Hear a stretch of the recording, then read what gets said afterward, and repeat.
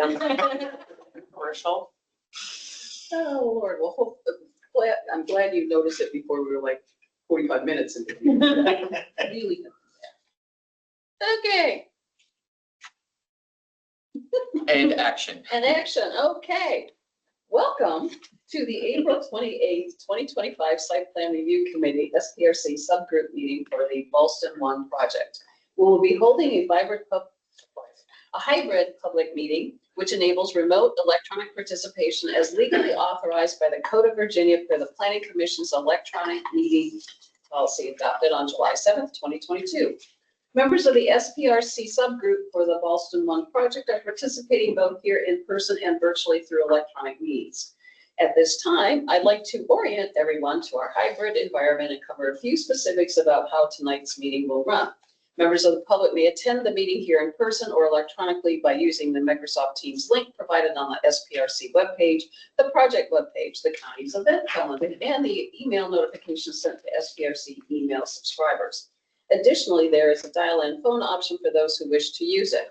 For our subgroup members joining virtually, if anyone loses internet connectivity during today's meeting, please reconnect with us by phone. Please keep your phones and devices muted until you are called upon. Turn off sound to any other devices around you to minimize interference.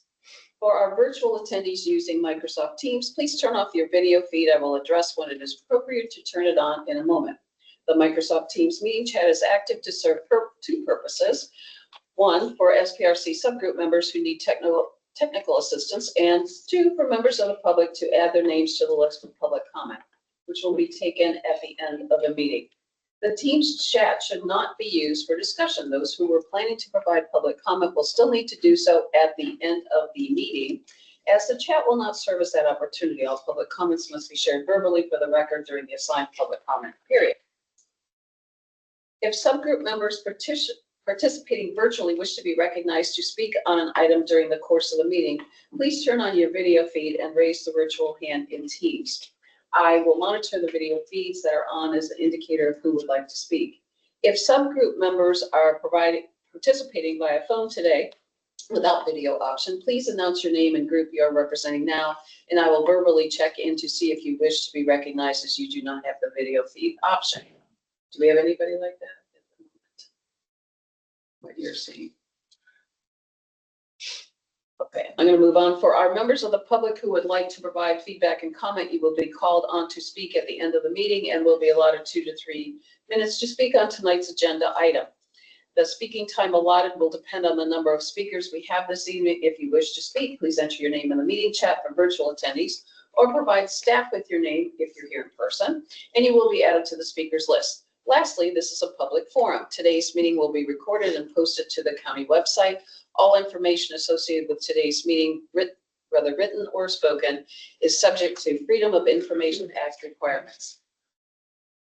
Okay, so let's start with introductions. My name is Nia Bagley, and I'm on the Planning Commission and chairing this project. And we'll go this way. I'm Andrew Demisho. I'm with the Parks Commission. I'm Eric Berkey, and I'm on the Planning Commission. Josh Boone, owner and Matt Roberts with Firstler on behalf of the applicant. John Storrs, ownership. Tony Steiner, I'm here with the Planning Commission. Emily Peterson, Planning Commission. David Howell, Forestry and Natural Resources Commission. Joe McIntyre, Climate Change, Energy and Environment Commission. Mike Flores, Transportation Commission.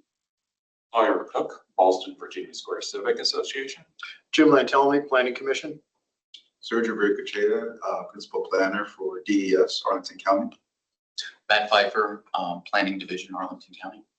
Mike Bruce, Lake Rockwood Civic Association. I'm Jeff Gratz with FICA. We're providing civil engineering services. Chris Turnbull with Wells and Associates, Traffic Engineering. Thomas Riegel with Penzance. John Nilsson with BKV Group. Benjamin Yance, BKV Architects. Walter Nadal with DPR. Before we get started, because I did this also at our first meeting, and this is something I'm doing at all of my SPRCs now. We live in very stressful times. We are gathered here this evening to have a fruitful and very productive and reasonable conversation. We did that for our first meeting. I expect civility here. Please don't ask me to do the adult timeout. I don't want to do it, but I'll do it if I have to. Everyone's comments have the right to be heard, whether you agree with them or not. At the end of the day, hopefully we are providing a better project than what we originally were given to look at. So having said that, Matt, do you want to take it away with the staff presentation? Sure, absolutely. I'm going to go ahead and share from my laptop, so it'll be a little bit easier for me to control. So let me go ahead and do that. Believe we already have a raised hand. Oh, I'm sorry. You know what? And there is two things. There is a sign-in sheet going around. You haven't signed it. And also there are some other folks who are online who are. That's great. But before I get into it, why don't we have the, Yes, so let's, so I see a couple folks right now. Kate, you want to introduce yourself? Kate Matos with the Bluemont Civic Association. Thank you. Eric? I'm with the Pedestrian Advisory Committee. Do we have anyone else, Matt? We do. Let's see. Yes, this is Elizabeth Prio. I'm with the Disability. Elizabeth. Well, she go back up. Okay. Oh, Elizabeth. That's right, Elizabeth. With the Disability Advisory Commission. Okay, great. Is that it? And yeah, Melissa is back up here, see, but Andrew's there, so I will stay quiet. Yeah. Okay. So now, Matt. Now I will share it. Okay.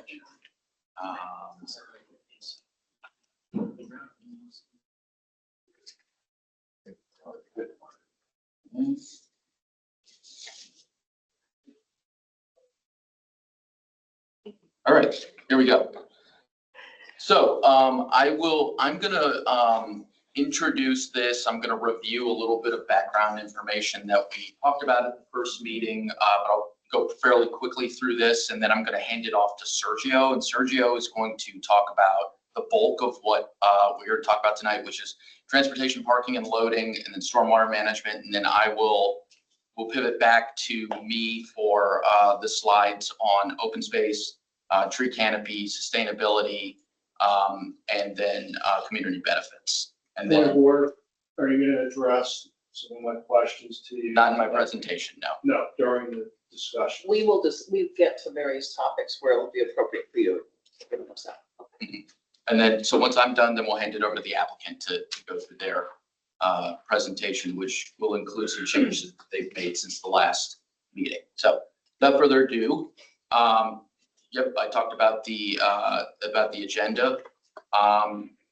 As we typically do, we have a project wrap up. So if we have time, Nia, I think this is your judgment call. If we do have time at the end, we can do kind of a final go around the room and everybody kind of say their thoughts. So I won't, again, I'm not going to belabor these first couple of slides. These are just a review.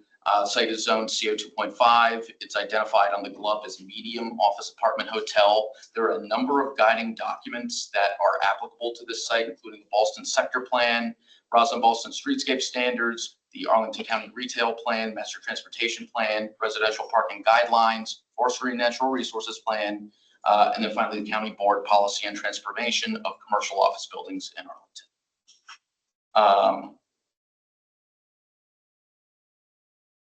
Trouble advancing. Okay, here we go.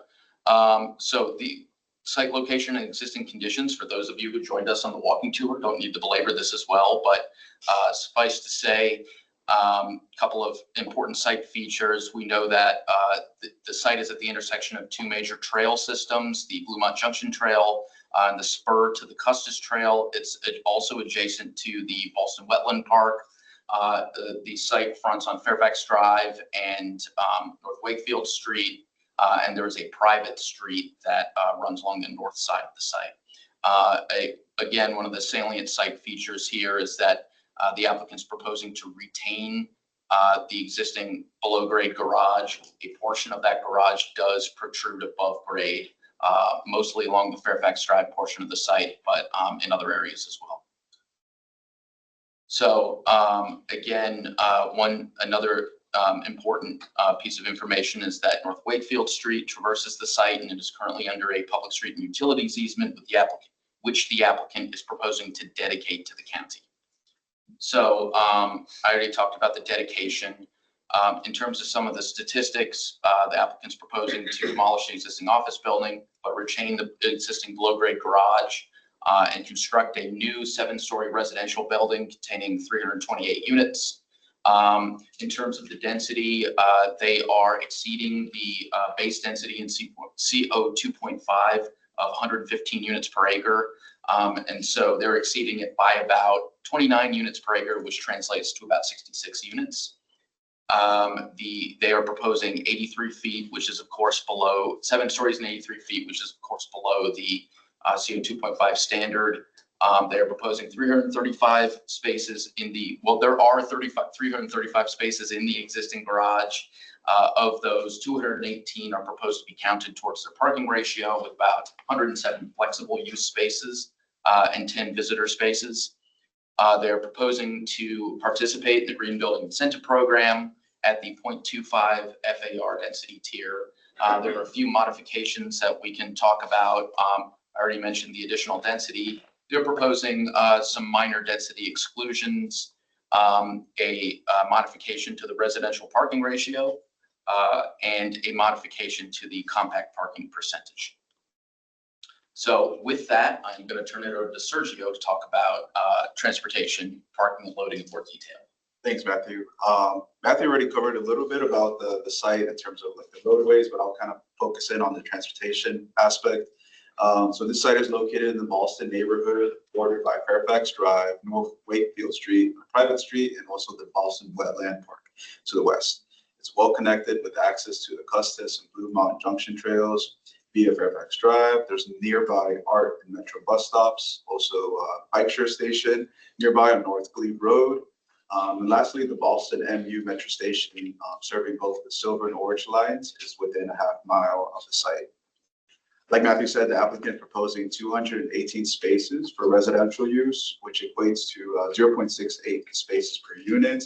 In addition, there's going to be 10 visitor spaces and 107 flex use spaces that are included to support a range of parking needs either now or in the future. The applicant is also incorporating 140 bicycle parking spaces, 132 which will be secure and located inside the garage, with 8 additional street level spaces for short-term use. Some of the topics raised during SPRC number 1 included interest in visitor spots for biking, also concerns about safety and traffic along Fairfax Drive, and then feedback related to desired changes to Fairfax Drive, the street and the streetscape. In terms of site access, parking is provided in an existing 2-level underground garage, access from the private street on the north side of the building. Loading and trash will also be located along the private street with 2 designated bays planned. The applicant proposes to upgrade the curb cut that serves the loading and trash services to a county standard driveway apron, which levels out the sidewalk to the same level as the rest of the sidewalk along that street, so that there's no need for any elevation changes. Lastly, an existing driveway on South Wakefield Street will be removed to improve access management, and then also that will provide more on-street parking along Wakefield Street. Next slide. This slide shows the second level of the garage. The applicant is proposing to restripe and modify some of the interior of the garage to make way for bike storage room, mechanical room, elevators, and removing unnecessary stairways. While the compact percentage is being reduced, the county is still coordinating with the applicant to pursue something lower and also provide standard drive aisle widths through these restriping efforts.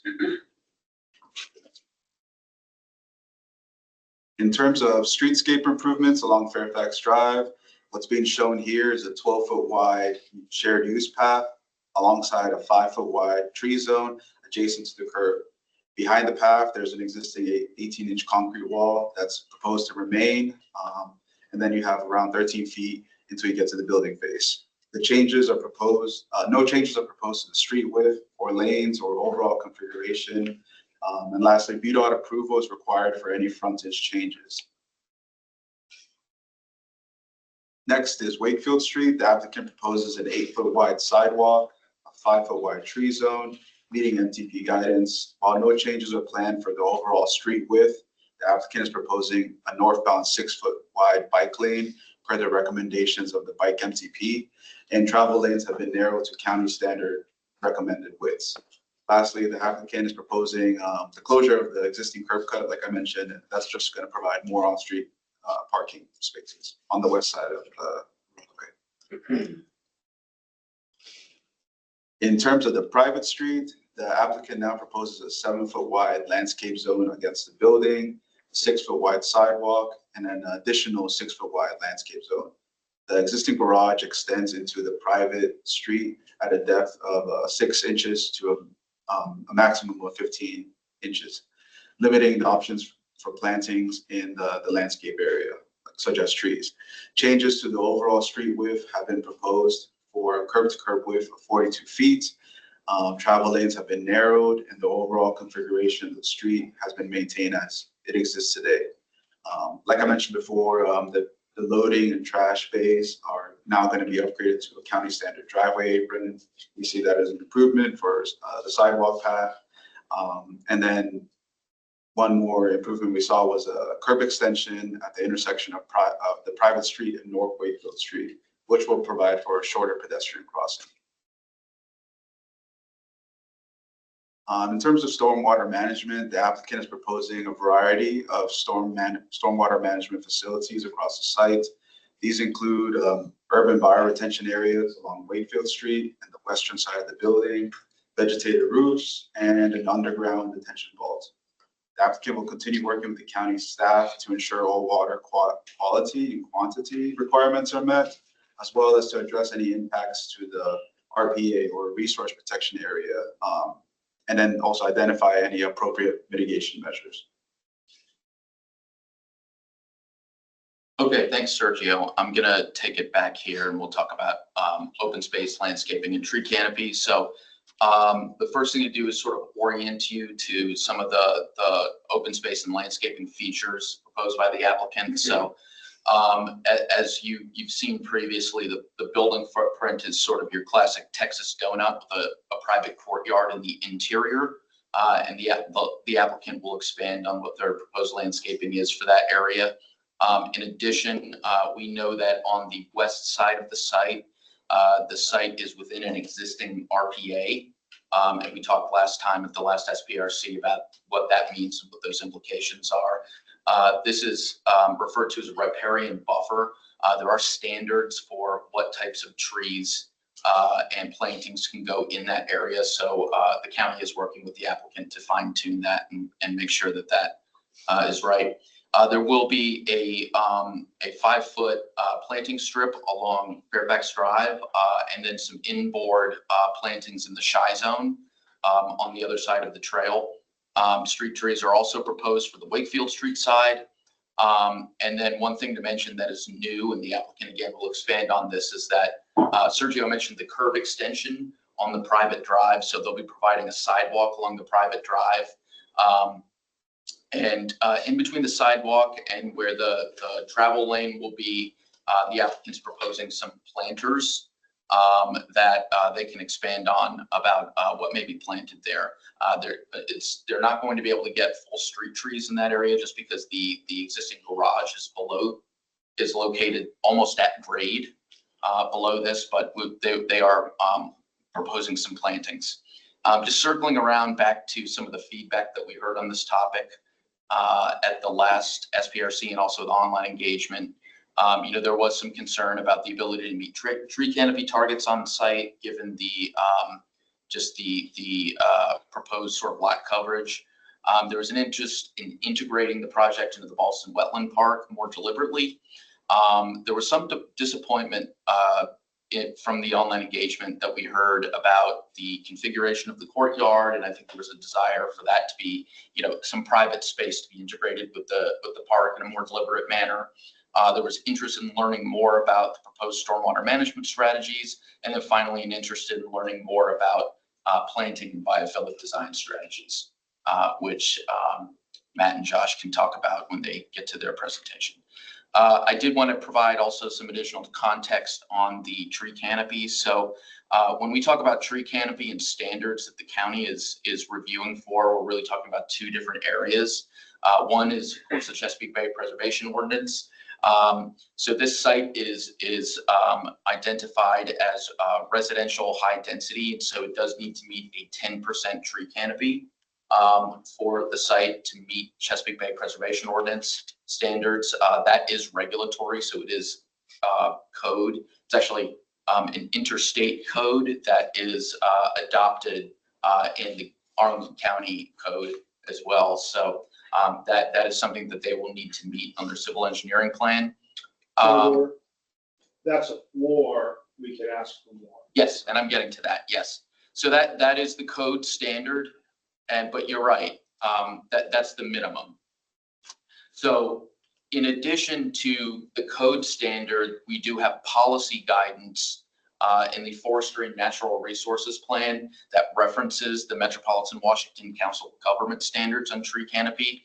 The goal in doing that, the Forestry and Natural Resources Plan, is to maintain a county-wide 40% tree canopy.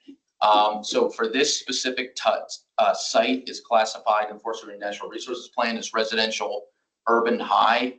And so the target goal here would be for a 25% tree canopy. The difference between the way we calculate that tree canopy is a little bit different in the Chesapeake Bay Preservation Ordinance than it is in the Forestry and Natural Resources Plan. So in Chesapeake Bay, you can only count canopy that is on your property, period. In the Forestry and Natural Resources Plan standards, you can count tree canopy even if the canopy is, if it's on your site frontage, within your site plan area, even if it's not specifically your property, you can count that tree canopy. So it's a little bit of a different way to calculate it. So here's where we are in terms of where the applicant is for their site. So they are meeting, they're at about 15.1%. They are meeting the minimum Chess Bay requirements, but they do fall short of the FNRP. So these are some comments that we have that we're working with the applicant on. And we have, potentially, we've put out a couple of solutions to kind of get us closer to that 25% target. And reminder that 25% is not code, it is a policy goal. So we're trying to get them as close as possible, but we may or may not be able to get to the full 25%, but we're going to try to get as close as possible. So we've identified some areas where we can get some additional soil volume. And then also we've tried to identify some areas where some trees can be conserved, specifically in that riparian buffer. That's like to get points of order. Well, we don't interrupt staff and we don't. I'm in registration. We'll come back to you. So sustainable design, I'm not going to belabor this slide because I'll let the applicant talk about their program. But again, they are proposing to do the GBIP at the 0.25 FAR tier. That'd be a LEED Gold version 4. And then I have a listing here of what the baseline prerequisites are, and then the applicant can expand on what their thinking is for some of the extra list items and other details. Community benefits. So when we talk about community benefits at SPRC, we're really talking about kind of two different buckets. One is site plan based mitigation. So these are the things that they need to do in order to mitigate the impacts of their specific development on surrounding neighborhoods and streets. So what the applicant's proposing here is, obviously meeting the zoning ordinance section 15.58 contribution for affordable housing. They're providing new streetscapes, curb and gutter on all site frontages. They would do a public art contribution, a utility fund contribution, standard utility improvements and tie-ins, a TDM program, and what I've said up to this point is all kind of standard site plan conditions that we have. The last thing that may be a little bit unique to this site is removal of an office building from the inventory, which again, as we talked about last time, is defined now as a public priority. So that is all things that they need to do to demonstrate that they are mitigating the impacts of their development. To we think about this in terms of the bucket of base density. Now, when we talk about the additional density that they need to earn, which again is about 66 units, we're talking really about a different section of the zoning ordinance. So this is section 15.59. So what they're proposing here is earning, the 0.25 FAR GBIP tier gets them about 34 of those 66 units. And so there are some units that are remaining. And so we are working with the applicant on a package of community benefits to earn those additional units. That could include affordable housing on site. It could include, contributions to community facilities. And these include, either specific improvements or cash contributions to transportation facilities, public open space, et cetera. And then there's this other section of the ordinance that talks about other public priorities. So in this case, we're working with the applicant, and we will have that community benefits package completed and ready to go for your consideration by the time we get to Planning Commission. But what we want to hear from everyone tonight, I think, is what are your priorities in terms of community benefits? What ideas may you have? So that ends our presentation. This is just a reminder of all the engagement that we've done. In terms of the process, we're here at SPRC meeting number 2. The next step will be public hearings. I have Transportation and Planning Commission here now. It is possible, likely, that this will come before the Housing Commission as well, but we will cross that bridge when we get to it. I will stop talking now and hand it over to the applicant. Great. Well, thank you, everybody. Appreciate everyone being here again with us tonight to spend some time. As Matt's pulling up our presentation again, I'm Matt Roberts with Hirschler. On behalf of the applicant, we have members from Penzance, the development team with us here tonight as well. If you'll indulge us a little bit, we wanted to take the first part of our presentation to step backwards a little bit and talk through some of the revisions to the architecture and streetscape that we've made in response to SPRC 1, and then delve into our topics for this evening. Next slide, one after that, Matt. Matt, if you would like, I can bring this over to you. Oh, okay. Yeah, I'm trying to be loud here, so. Yeah. You don't want to turn it into Battle of the Maps. Yeah. All right. So, at the end of the last SPRC, I don't know if I can full screen this from here. All right. Yeah, right there. Yep. Let's get that full screen. So at the end of the last SPRC, we had a number of comments, I think, that caused us to go back and really, think hard about the architecture for the building. I think a lot of what came out of SPRC 1, building felt too horizontal, too bulky. We wanted to simplify the materiality and the facade changes. There were some comments about it being too busy with all the changes across the facades and creating four different building feelings. And then, to that end, try to create a more coherent design, and then also look at opportunities for increasing some of those gateway features at the roof line that ultimately transcend down into the pedestrian realm. So what we've done and what we'll show you and walk through is we've effectively created 2 options with varying gateway features, and also you'll see we're maintaining a significant amount of that ground floor landscaping at the base for the pedestrian level gateway experience like we talked about last time. And then new options here for how we can create more verticality in the building, make it more vertically oriented and such as that. So in the prior iteration, you can see how the building face was effectively connecting across all the variety of materials. The patterns on this face of the building did not have continuation or breaks. It just simply had a sort of long linear pattern, creating some of that more horizontal feeling rather than something vertical. So what we've done is, again, trying to add more verticality to the building, both by spacing out those materials and creating distinct patterns, but also by varying the color palette, but as you'll see, kind of continuing the same color palette across the face of the building.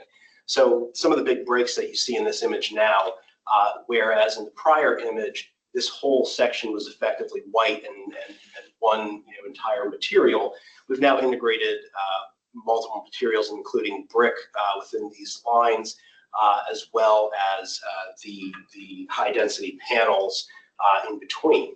You can also see where we've added a break in between the western part of the facade and where it's ultimately transitioning to that gateway feature.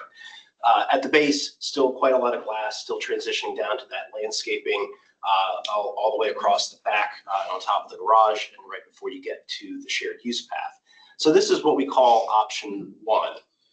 Option 2 effectively does a lot of the same things, but continues that gateway feature across the entirety of the roof line along Fairfax Drive. So as between option 1 and option 2, the primary difference ends up being exactly how much of that gateway feature we would continue. We would certainly look forward to the SPRC's comment on that. So same thing, now you're facing towards the main entry. Again, before just kind of that continuation of a very horizontal feeling building, which ultimately transitioned onto Wakefield, again with a materials change. And now we have, as we described, both those material breaks and the pattern of the building and continuing that color palette across the face.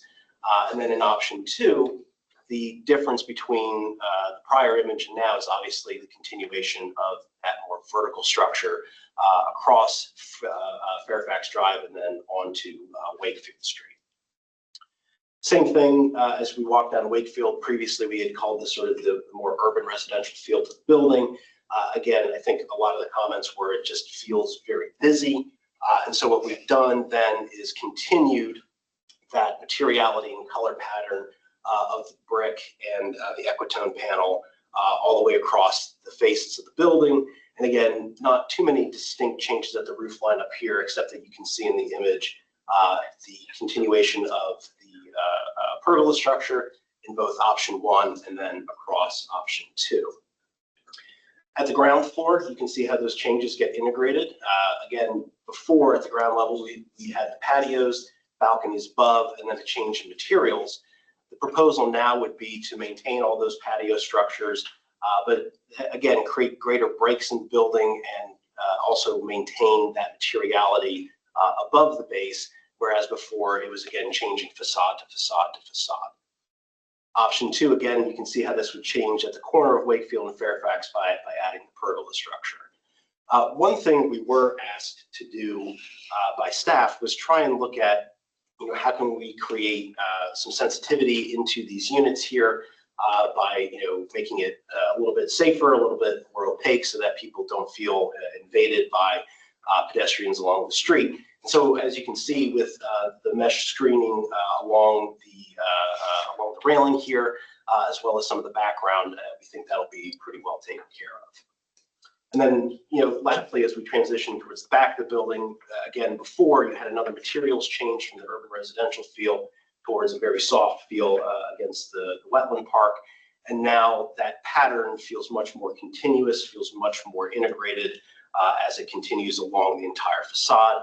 And again, the difference between option 1 and option 2 primarily is going to end up being the addition of pergola structure across the entirety of the Fairfax Drive frontage, but even pulled out, you can see how that does create some great continuity along the roof line. And again, just one more zoomed out image where you can see how that would be integrated across all the faces of the building. Again, that entire pattern would just simply continue at this point. And so overall, what you can see between these images is how the building goes from feeling very boxy, in this image, very bulky and built out. And now the way that we've started to integrate those materials in a vertical fashion helps to take away from that and definitely simplifying the materials and color palette of the building while still providing some variety. We had mentioned last time about how this is likely to integrate with Holiday Inn right across the street. And again, just wanted to run through these images with the option 1 and option 2, where in both options, we still see great opportunities for the gateway feature, both at the ground level and along the roof line. And then, between those two options, it's simply a matter of how much does the SPRC staff and the board want to see that pattern continue. But ultimately, we are creating a distinct building from Holiday Inn, one that stands on its own and ultimately helps create a gateway into this area of Ballston. Now looking east, you have the same idea. Again, in the before image, all those material changes, the feeling of the overhangs being fairly pushed out on the building. and now creating much more verticality by breaking up the materials, changing the colors. And then again, just a question of how much exactly do we want to retain that vertical structure. And last but not least, this is an image we didn't have before, but we wanted to give a sense of how the ground floor along the wetland park is going to feel. And so we had mentioned in the last SPRC that we have the ground floor units, same sort of patio style units that you saw in Wakefield. And now that sort of continues along that entire frontage. Last time we also had a question about some of those plantings, in particular the ornamental trees that would be planted up against the building in the building zone. We were asked, are they capable of surviving? So we went back and did a quick study.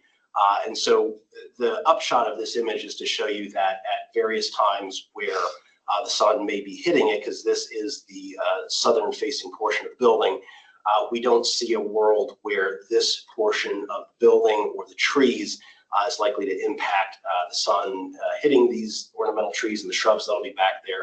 And so we think those are going to be quite viable. We also made changes to the streetscape. And those are a couple things I wanted to run through real quick, both on Fairfax and along the service drive. So the overall proposal for Fairfax Drive remains the same.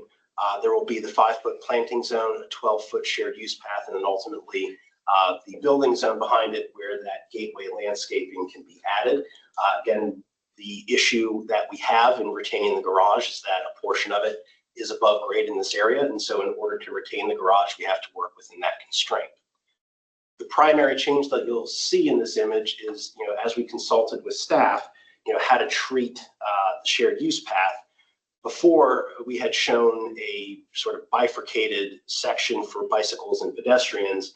And in this image, we're integrating those two and creating a singular path for users. Same sort of thing too, we got a lot of questions last time about the materiality for this area. Right now, we're showing it with the county standard for brushed concrete, but much more simplified than the last image where again, you had sort of the bifurcated zones for pedestrians and bicyclists and varying materials to try and help signify how that would be. We're very excited about the streetscape changes on the service drive. So we had a lot of questions and comments about this from staff in the SPRC last time about how can we make this area a little bit better. Staff really pushed us to do some things along the streetscape to help create some entry and sort of an entry point down to the wetland park from this side of the building. And so we think we've started to accomplish that. The primary thing you're going to see in this image is the addition of a 6-foot bump out. It's primarily a 6-foot bump out. It's a little bit more up here at the corner. But adding a 6-foot bump out along this area of the streetscape, and as Matt and Sergio mentioned, that has a primary benefit of closing the gap between the north and south side of the service drive. And as you'll see, that ultimately helps us create some zones for planting and start to create a corridor down to the wetland park. Now, the initial iteration of this, and we'll provide plantings in a few slides here when we get into the landscaping.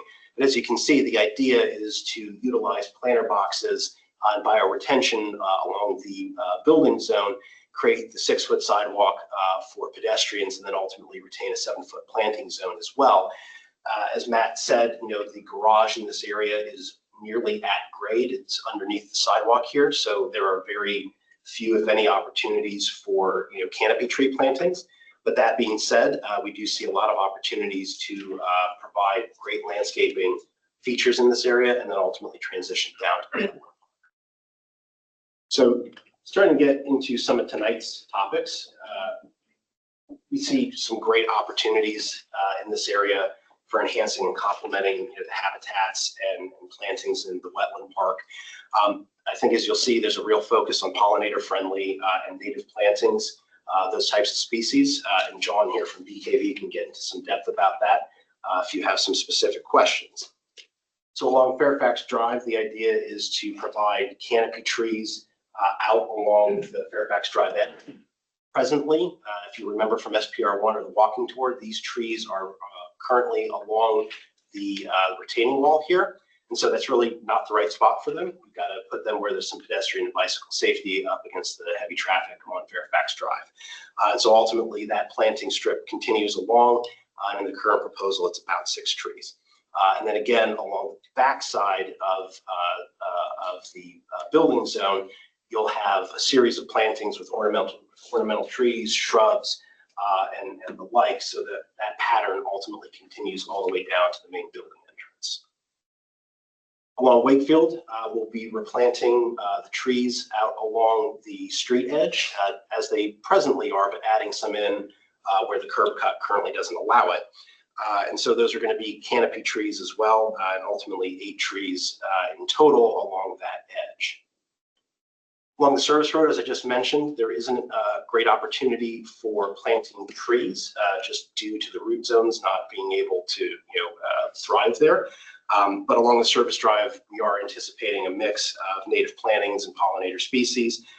And then, like I said, creating that bioretention edge right up against the building zone, and then a planting strip for separation from vehicle traffic coming in and out of the building or coming in and out of the office buildings adjacent to us. Along the wetland park, we had shown this image last time just to try and give everyone a sense of how this will relate. But again, this is a great area for us to look at even more of the native plantings, the pollinator species, and things such as that. I think ultimately we can help complement the wetland park here, create something that's distinct, but also protect the RPA. One thing that we are looking at with staff, and it'll be maybe a little clearer in one of the following images, it's important, and if you were on the walking tour, you heard me say this, there is a sanitary sewer line that runs basically into this portion of the trail and then ultimately through the garage. And so that's a county easement. And under current county standards, you shouldn't be planting trees over top of these sanitary sewer zones because the roots can grow and get into those areas. There are presently some trees planted on there, and so we're looking at possibility of whether those trees can be retained, sort of grandfathered in. But if not, we'll be replacing other trees on site to make up for that. But bottom line, this will be a great area to try and complement the wetland park and really help enhance the trail. So this is just a very general list of proposed plants. Again, you saw a lot of these in the last couple of images. I'm not going to spend a lot of time on it, but we can certainly come back to it if there are specific questions about the species. But the ultimate plantings around the site will be a mix of canopy trees, ornamental trees, shrubs, and again, with a high focus on pollinator-friendly species and native plants. Now, we got some comments in the online session, and we talked a little bit about it last time relating to the canopy. What these 2 images are trying to do is provide a before and after the site today and the site tomorrow. And so you can see what we've tried to do in these images is analyze 2 levels, as Matt said. We have the Chesapeake Bay standard where you have to hit a minimum of 10%. We have to hit that in order to be compliant. And then there's policy level guidance about hitting 25% or as close to it as you can. I think it's important to remember that the COG standards do specifically say, 25% is a goal. You have to evaluate each site on its own merits. It may not be applicable to every site. So it's a goal and something to aspire to. And if you can hit it, great, but get as close as you possibly can. So interesting facts about the current site. I know this was a lot of comments in the online engagement session. There appears to be a lot of open space out there for plantings, things such as that. With the garage and the garage condition, it turns out to be the case that nearly none of these plantings that are out there today would qualify under the Chesapeake Bay standard. So the site's effectively at 0% today. We'll be taking that to a minimum 10% under Chesapeake Bay. If you were to look at a policy level canopy, the site's probably closer to about 11%. I think it's a little bit more than that, but call it 11%, give or take, in the current condition. The proposed condition then, both between interior and exterior plantings within the courtyard perimeter, gets us to 10% meeting our Chet Bay requirements, and then 15% overall for canopy coverage on the site. And that's considering all the site constraints for the garage, the RPA, the sanitary sewer line, and things such as that. I will say, in the prior iteration of our plans, we were at closer to roughly 13%. And so we have come up and made additional improvements even above and beyond. In this area right here where you see these trees, those are the ones I was talking about over the sanitary sewer line. If it's possible to save some of them, we would certainly look into that. The considerations there are going to be the sanitary sewer line, as well as where the building is going to come up against that edge where some of those trees are today. So big takeaway, we are meeting the Chesapeake Bay and we are much higher on the canopy than we were before. I would also remind the SPRC that across the street at Ballston Holiday Inn, they're at roughly 11%. I'm going to quickly turn this over to Chris Turnbull to go through the transportation slides, and then we'll take it back and finish up with a couple. Thank you, Matt. Hopefully I don't repeat much of Sergio covered much of my items, but let me just quickly go over to them, maybe add some details along the way. So we prepared a transportation assessment, multimodal assessment. We analyzed 5 intersections and then an evaluation of what the trip generation would be from the office use versus the residential use, where you're going to have 38% fewer AM peak hour trips and 65% PM peak hour trips, all vehicle trips when you compare it to the office use. The transportation network is adequate for the proposed residential use. The project would participate in the transportation plan. Next slide. The pedestrian infrastructure, as Sergio noted, is pretty robust. The majority of the Ballston streets have sidewalks on both sides. North Wakefield's sidewalks are in good condition. The Wetland Park off-street trail runs along the western side of the site, connecting with the Fairfax Drive shared use trail that we talked about a little bit. Crosswalks at signalized intersections meet accessibility standards, high visibility. And then our walk score is 90, which is a walker's paradise. So, daily errands don't require a vehicle. So bicycle facilities, again, that's pretty robust as well. Existing bike lanes on North Fairfax Drive, east of Glebe Road, they're on street. There's Wilson Boulevard bike lanes as well, and on George Mason Drive. There's trails on Bluemont Junction Trail, the Wetland Park off-street trail, and the Custis Trail Arlington Loop that runs along 66.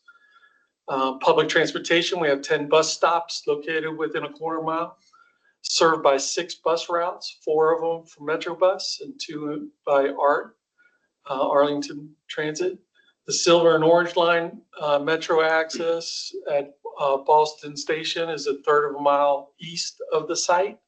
There's a second entrance planned at North Vermont and Fairfax, which is going to be 800 feet east of the site as well.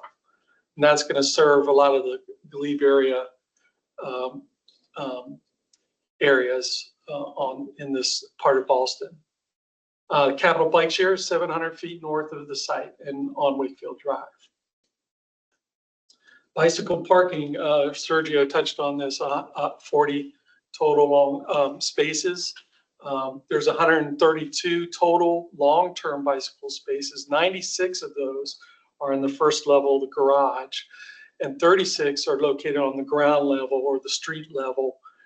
That's shown on the right-hand side on the bottom there. So that's kind of a nice feature that you can have access on the ground level.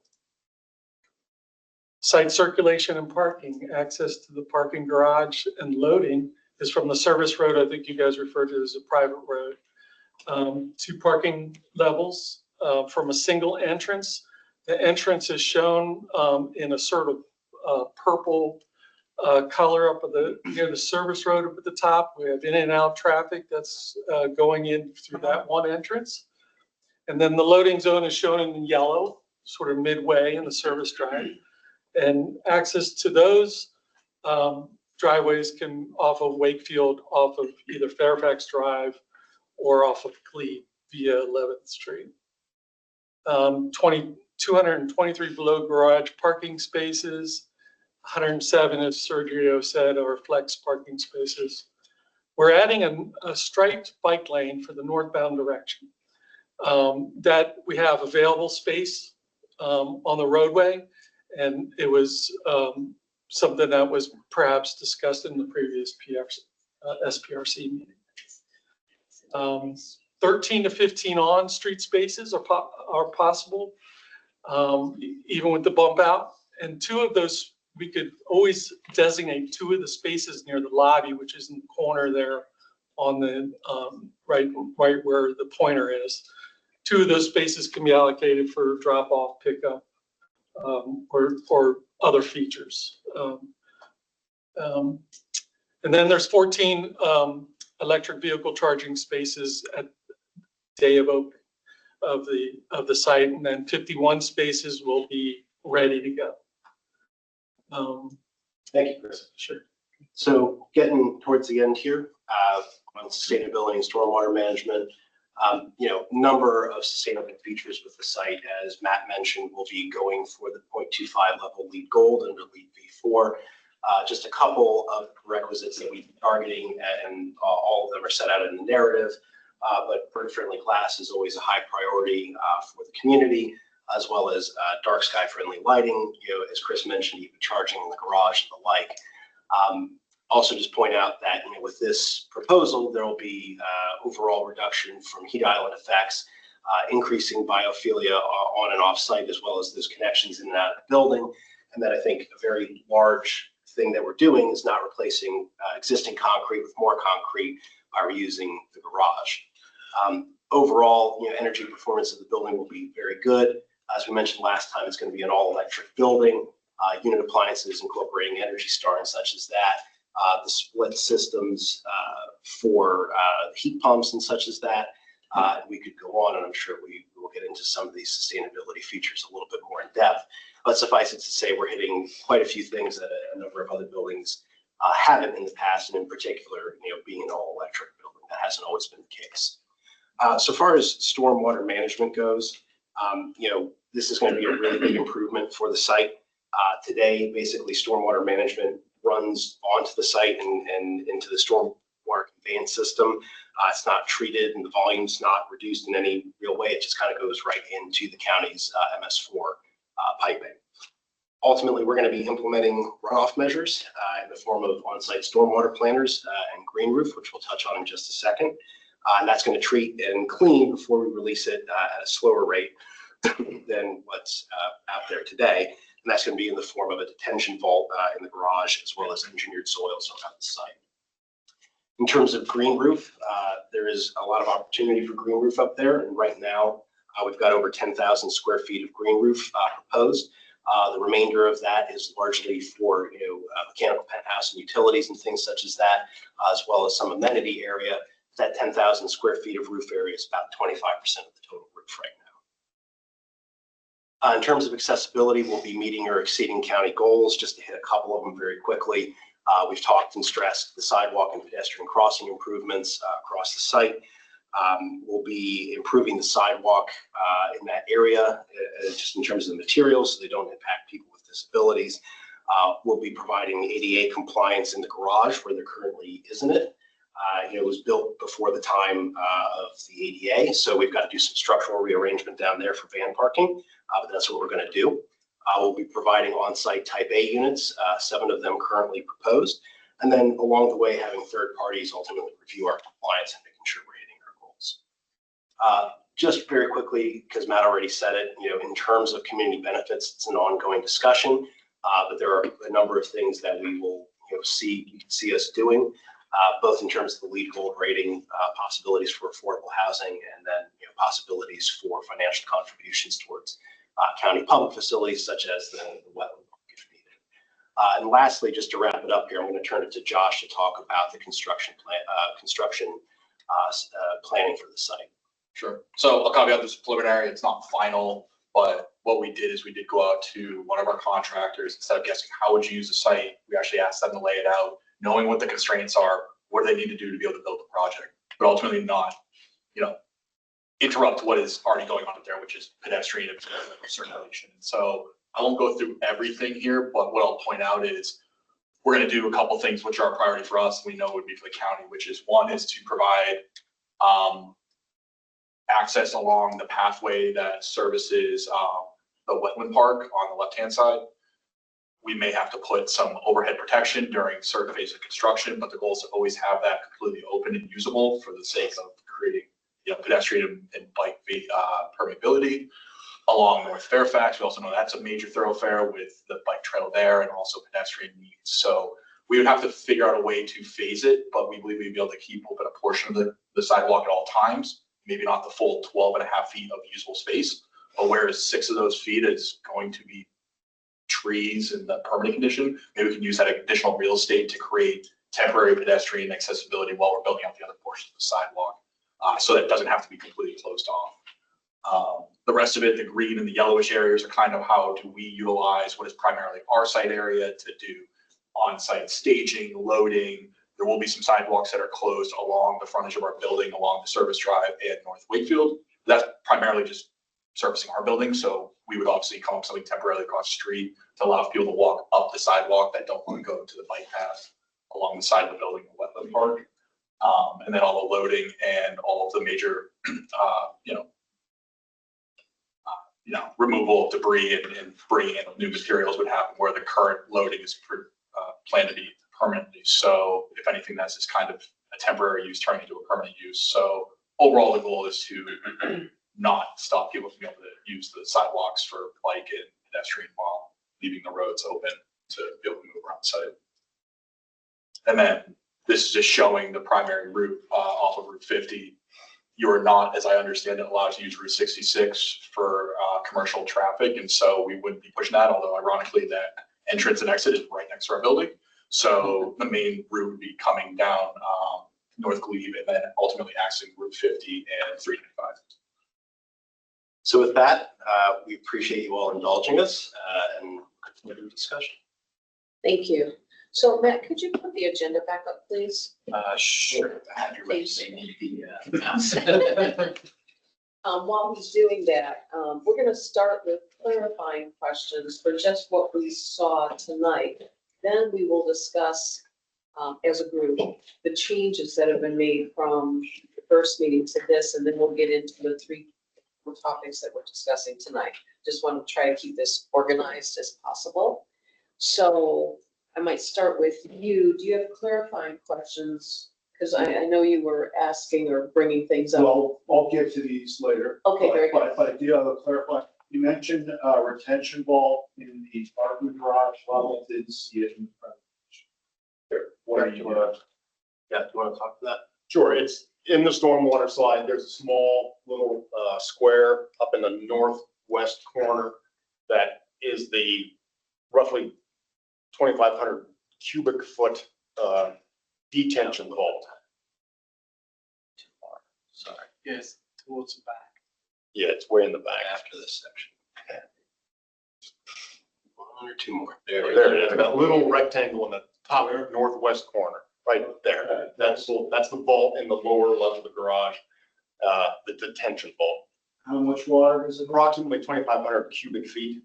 So how much of during a typical storm on the site is that going to hold? It's sized to meet the 2 and the 10-year storm requirement, which So is you're only the needing a 10-year. state and the county requirement. Right? Okay, so but as a site plan, we could ask for something better than that. Based on the condition of the current lumber run, So I'm asking clarifying question because this hasn't been answered. So we could, because of the current condition of the lumber run stormwater system, again, don't want that to be impacted people downstream that are already in flood zones to be more impacted than they are. So just one of my clarifying questions will be, I need to see the calculations, how much water you're putting in, how much water is there today, how is it being handled today. So I'd like to see that later on. yeah, and we'll be just, as you put it out, we'll be discussing stormwater. Any other clarifying question? Yes. I may have gotten the numbers wrong, but EV spaces, was it 14 on day 1 and 51 correct? Sounds about right. Matt, do you mind just scrolling back up on the slides real quick? It's one of the last ones. There we go. Yeah, 14 and 51. Oh, great. Out of what's the total parking? 223. I have one small clarifying question. You guys were talking earlier about like the verticality, and that appearance. If you go to, and that was really early on, those, extra kind of like slats that you had above at the very top of the building to increase the verticality. Is there a name for those things? Or is that really, they're just called trellises? Trellis structures. Yes. Okay, so that's just pergola, you can call it one of those. Okay, because I have one of those in my apartment. I've always wondered what those things are called. Those, yeah, those overhang. So at the very top, because they neither shield you from the rain nor shield you from the sun. So thank you. You guys, tell me, you go first, then sorry. So slide 46, from the applicant, it looked like there was a small section on the east side of the building where there was a sidewalk missing, and I wanted to better understand. Zoom in. Up off Wayfield. So Yeah. There's an entrance to that building right in the middle. So that's a driveway that goes down. Are you talking next to our building or the? Yeah, it looks across like the street? there was a section that was part of your site plan that was sidewalk missing. On the north side towards the, I thought it was on the east side. Henley, are you talking about this sort of magenta? Yeah. Strip right here? Yeah, In missing that- sidewalk. Yeah, in that area, there's a large existing curb cut in the office building that feeds to the front door. That'll be gone in the proposal. Okay, so but pedestrians can still walk there? Yes, Yeah. they can. There's Okay, no it's just there's a sidewalk. curb cut, Exactly. It's a large curb cut. but there will be a sidewalk in the Exactly. future condition. Okay, Yep. Thank you. Tony?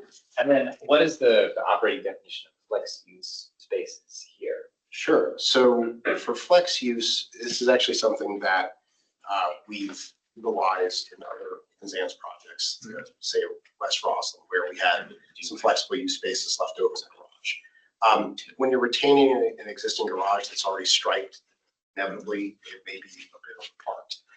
And so the long-term idea for that is fairly open, but keeping those there provides us a lot of flexibility. If the building went condo someday, people are going to want more parking than an apartment building. As a for instance, it leaves open that opportunity. As resident needs continue to evolve in terms of storage space and things like that, that's a possibility. One of the comments we got today on the walking tour was, our adjacent restaurants and things potentially, going to look at parking in there.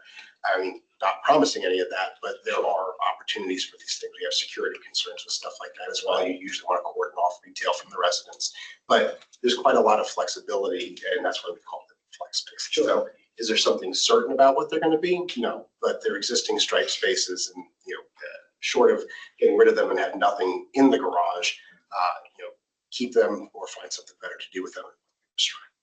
Thank you, I agree with that. But then you get a lot of extra spaces sometimes and it's good to keep your options open. if we didn't have the garage, we probably wouldn't build it this big, but it's there already. Exactly. You wouldn't demise it off and abandon it, and you're not gonna demolish it, so it's maybe we find other uses that support the building, not being so. Clarendon Square down that way is same deal. We'll do Henley, and then we'll go to Elizabeth, and then we'll go to Kate. I have been told by forestry staff that green roofs can count towards tree canopy. So does yours count towards tree canopy? And if it doesn't, is there anything that we could do to it that would make it increase the tree canopy? So there's no trees proposed to be planted on the roof. I think part of that is an operational concern. Josh can speak to their experience in other buildings, but they have a strong tendency to not thrive. There are also some structural load questions when you have a stick-over podium building like this would be. So concrete base with wood structure above it. So you'd have to increase soil loads on top of it, and ultimately it's unlikely that it would be sustained up there without a lot of cost to do so. So where we're focusing efforts again is seeing what we can do in that existing RPA on the site. I think we've maxed out the courtyard at this point. BKV has done quite a lot of study on that. And to the extent we can find other areas to put more trees, where people can actually use and enjoy them, we will. We're continuing to look at all that. Okay. I just add on to Go ahead. Henley's about the green. So what exactly is the green roof? Is it sedum flats or is it going to be planters with grasses or? At the moment, we allow for an extensive system for the 4 inches, so it'd be the seed and re-root system. Okay. And they drain out? So, Elizabeth? Yes, hi, thank you. I appreciate the slide on the accessibility and that you've looked for accessibility. At the last meeting, I mentioned the concern that because the curb cut was right in front of the corner exit, and because there's 2 curb cuts, one to go towards the Holiday Inn and one to go towards the Metro. And by the Holiday Inn, for example, there's a big post, an electrical post or something like that. And my concern was that it was, well, you've verified that it's ADA accessible. My concern was, had you looked to see if maybe it could be a little wider because of the fact that there's going to be traffic coming off of the bike path, there's going to be traffic coming out of the entrance, and there's already a squeeze on that that Holiday Inn site, or her curb to the Holiday Inn site. I also thought I heard you say something like that there was an existing curb cut that didn't allow you to put more trees, but now you could put more trees. Was that the curb cut you were just discussing that you eliminated? Starting at the end, yes. So there's a large existing curb cut on Wakefield that serves as the driveway into the main entrance for the existing office building. That's going to be completely eliminated and that sidewalk filled in as we've shown in earlier slides, and there will be tree plantings along that route. Jeff, if you don't mind maybe speaking to the curb cut at Fairfax and Wakefield that's proposed. I'm sorry, not the curb cut, the curb at Wakefield and Fairfax that's proposed, and opportunities for potentially widening that, what we're currently at, that type of thing. If I understood the question correctly, I think you're talking about a traffic control box that is located in the middle of what is now the trail, which would certainly have to be relocated as we reconfigure that area. So I think that may resolve the problem. Actually, that was brought up at the last meeting by someone else. And so, yes, I appreciate you taking that back and looking at the traffic control box. I was actually talking about the actual existing curb cuts. And if, yes, well, they are ADA compliant, whether there is thought of making sure that the area around the door, for example, I thought I saw that it was already an entrance that was blocked off, except for a little bit of part where somebody could walk through, for example. Maybe I'm wrong. I couldn't quite tell, but we had mentioned at the last meeting how there's just going to be a lot of congestion right at that corner, and the existing pole I was talking about, I don't think Arlington can do anything about it. It's one of those big brown poles that holds cables or something like that. But it's all to say that there'll just be a lot of congestion there. And while I appreciate that you've looked for it for ADA compliance, have you looked at it to see if maybe you could cut out a little bit of the green space right around the curb cut so that people could step around it? One of the reasons why this is important, just to give you a real life example, is that one time a friend of mine who uses a wheelchair, she always ends up at 5 o'clock or 6 o'clock when she's coming back from work, having to wait for everybody else to clear the curb cut before she can go.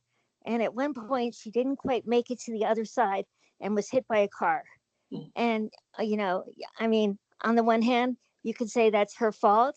On the other hand, it's just to demonstrate that if you're using a wheelchair or a walker, you have to be able to use the curb cut. So congestion can really make a difference. And I wanted to see whether you had remembered that from when I mentioned it last time, and if there was anything you could do to just open up that whole area so that people could walk easily to and from the entrance and all the different modalities, or whether you think that it's already wider than the 6 feet. Thank you for that question. I think I can identify, so it's a ramp that I believe she's talking about. And during this process, we have been asking the applicant to coordinate their drawings with the site across the street, the Holiday Inn. They are proposing a crosswalk that exists today across Fairfax Drive. But in addition, it's going to have another crosswalk for cyclists. So it's been marked as green in a lot of their plans. I believe what she's saying is there any consideration for the ramp on the southeast corner, or no, I guess like southeast corner of the site, for that to be kind of widened to accommodate both of those crossings. We've had comments in for that on base. We know that potentially maybe they'll come in at CEP level, but that's something that staff has identified too. Just coordination between both sites. That's great. That's good. I appreciate you continuing to look at. Point of clarity. Did we finish with her first? Yeah, this was adding to her in the last meeting. I think that staff and the applicant can talk about this, offline to address your point, Elizabeth. Thank you. And Kate, thanks for your patience. Hold on, let's just ask. So one of the things we brought back to her point on accessibility, the last meeting, it looks like the entrance to the building was going to be in the corner. And I know it was asked about trying to move something closer down on Wakefield Street, because right now, isn't the building entrance on the corner of North Fairfax? No.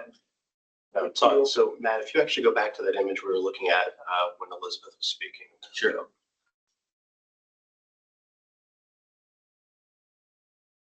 There you go. So you see that arrow? Yeah. That's going to be the entry point. So that's along Wakefield, maybe 10, 15 yards up from that corner. So it is not at the corner. There is a corner of that building that starts to serve as the main entry lobby. Part of it would be there, but the actual physical doors will be further up the street. Well, that's good to know. Thank you. Okay, so Kate, you are next. Thank you for your patience. Kate, you are muted. Yeah.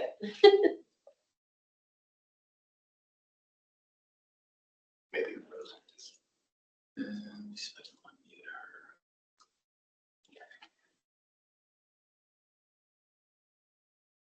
Kate, if you're on Teams, what you want to find is the little microphone symbol and click that. That should unmute you. Let me see. There There you go. We can hear you now. I had to go to Control Shift down. It wouldn't click. So a couple things. One is, since the walkthrough I checked, the restaurant I was thinking about is Sayre. They use the building next door for parking, not this building. So strike that from your consideration unless something else comes up. Second thing, during construction to consider, I couldn't quite understand what you were saying.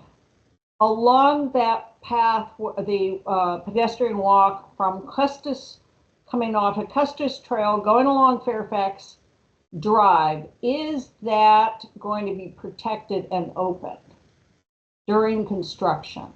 In other words, will people be able to come off of Custis Trail, walk down Fairfax Drive on that sidewalk towards Glebe? And the reason I'm asking is that is this way that kids go to W&L.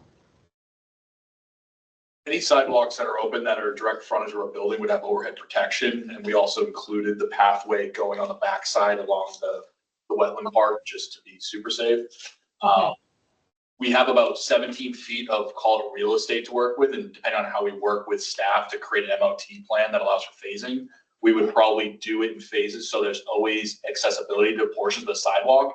It might not be the full 17 feet in its permanent condition, but because 17 of those 17 feet, 5 feet have tree pit. So we put the trees in towards the end. We have that area to kind of use to our advantage to make it so we have adequate sidewalk coverage so that you could probably get a 6 to 8 foot sidewalk. We just need to work with the contractors and staff to figure out the best way to do that to make sure it is safe, but we're effectively putting. Yeah, I'm just being a mama bear with the kids, right? Because I know they go down there. Sure. So that's during construction. The other thing I didn't quite understand, you've got a 12-foot space that for the sidewalk and for the bike path, and then there was a reference to striping a striped bike lane, and I couldn't quite understand what you meant by that. Sure. Clarify that. Yeah, so you may be thinking about the earlier iteration that we proposed at SPRC 1, where the bike lane was bifurcated from the pedestrian area, and there was some specialty, striping and paving for that. You may also be referring to the striped bike lane that we are now proposing on the east side of Wakefield. That is different from the shared use path. Ultimately, the difference on Fairfax Drive now is a singular shared use path that does not separate out bikes and pedestrians. And that was something we worked on with staff. Okay, that makes sense, because the Bluemont bike trail that's on the other side of the street, I measured it on the way home. It's 12 feet with a center line down it, and people have used that. They've gotten used to it. So I was just worried about crunching all the bikes on one side and all the people on the other, and that would work. But what you just said makes sense to me, and I thank you for that clarification. Right. Thank you. And I see Eric, did you raise your hand? Did you have a clarifying question? Yeah, I guess just to kind of follow up on what was just said during construction. I'm very concerned about just keeping a path through there. That is a main thoroughfare from between Ballston and the neighborhoods and also the Custis Trail. So it's critical to keep that open during the Marymount project. For over a year, there were times where it was not accessible. So somebody who had a wheelchair just could not get through. So it is critical to ensure during your construction documents that you make certain that the contractor keeps that open. So I guess if you could clarify again what you mean when you're saying phasing for that. Sure. So inevitably, portions of Fairfax Drive in the shared use path today, if we want to take it from that to what we want to build, eventually portions of that will have to get shut down in order to do the actual construction work. But as Josh was saying, we believe we can do it in such a way where there will be, call it 6 to 8 feet available, at all times with overhead protection in order to allow exactly the type of pedestrian and bicycle and accessible paths that you were just describing. So it is also our goal and intention to, keep Fairfax Drive open. We realize that there aren't great options to get around that, as short of throwing people all the way around the site. Which we don't want to do. And so again, what we will be working on with the contractor is figuring out a way to phase that such that at all times there's a space open on Fairfax Drive to accommodate people while the construction's ongoing. Just to follow up, one of the things that I had to deal with where there were hoses and other things, utilities that were temporarily put across the sidewalk, and they just basically used ply boards and did a very poor job. It was inaccessible before. So I think making certain that that path stays accessible is critical. Thank you, Eric. One last qualifying question, Meg. I don't recall any mention of any electric bike parking in the garage. Will there be any? Right now we've got 132 spaces total. We could certainly talk about percentages that would be needed. For electric bike storage and parking, okay. And is there any storage in the garage for residents to utilize? Is it conditioned? No, it's not expected to be conditioned. I lied. One last question. Yes, and it's a two-part. I've heard two different things. The sidewalk on the service road, does it go all the way to the trail or not? Because I heard it said, but then I look at the plans and they all stop at the driveway, or the driveway down to the garage. Does it make that cross that garage over to the trail? No, it won't, because you'll have to be able to get in and out of the garage. So we wouldn't have a sidewalk extending over that part of the path. Doesn't make any sense. Well, we'll talk about that. I guess maybe I don't understand your question. If you're asking, are we extending the sidewalk past the garage? Past to the trail. No, I don't believe so, because that would inevitably obstruct the ability to get in and out of the garage. If you're asking, would be, I don't know how cars would get over it. Bring it back up. It's transportation. Yeah. And then is the traffic signal asked at the corner of Wakefield and Fairfax moving? Which corner? The Fairfax and Wakefield, the Northeast corner? no. Crossing to the Oh, holiday. I see. Yeah. It's right in the middle of where the new 12-foot path will be. Oh. So is it being relocated? I mean, currently, We would that's have where to you look have. at, obviously, if the path is in its way, then we would have a. Yeah, because that whole corner is very congested because that's where we're decoupling pedestrians from cyclists, and they're coming together there to go down the trail. Since we've now reconfigured the trail to shared use, there's going to be a lot of action happening right at that corner, and there's a big hole in the middle of it. Right. Well, Jeff noted that the existing controllers in the path, so that's anticipated. Okay.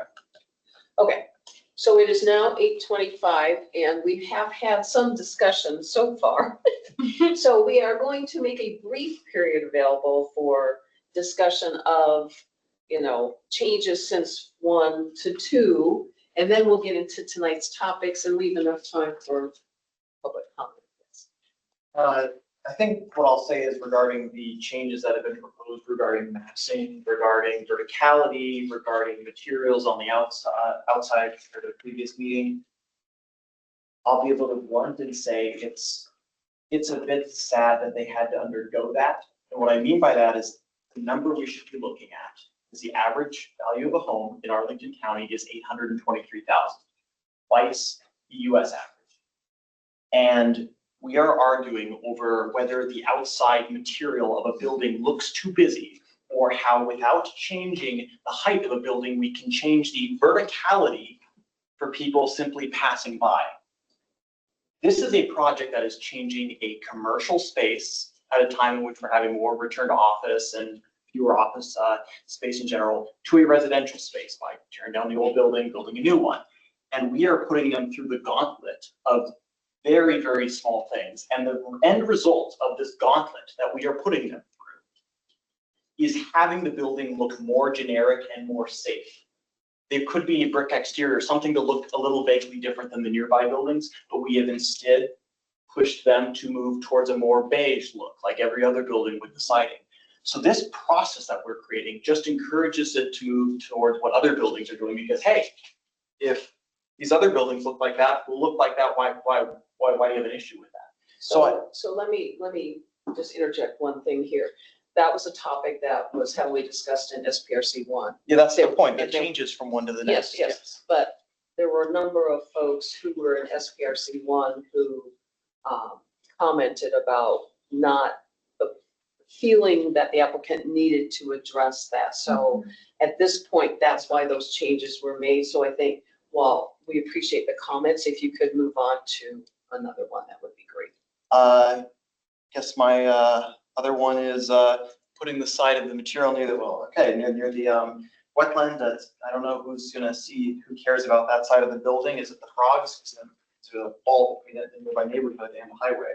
So I guess my only other concern regarding the previous meeting to now, no, that would be it. Thank you.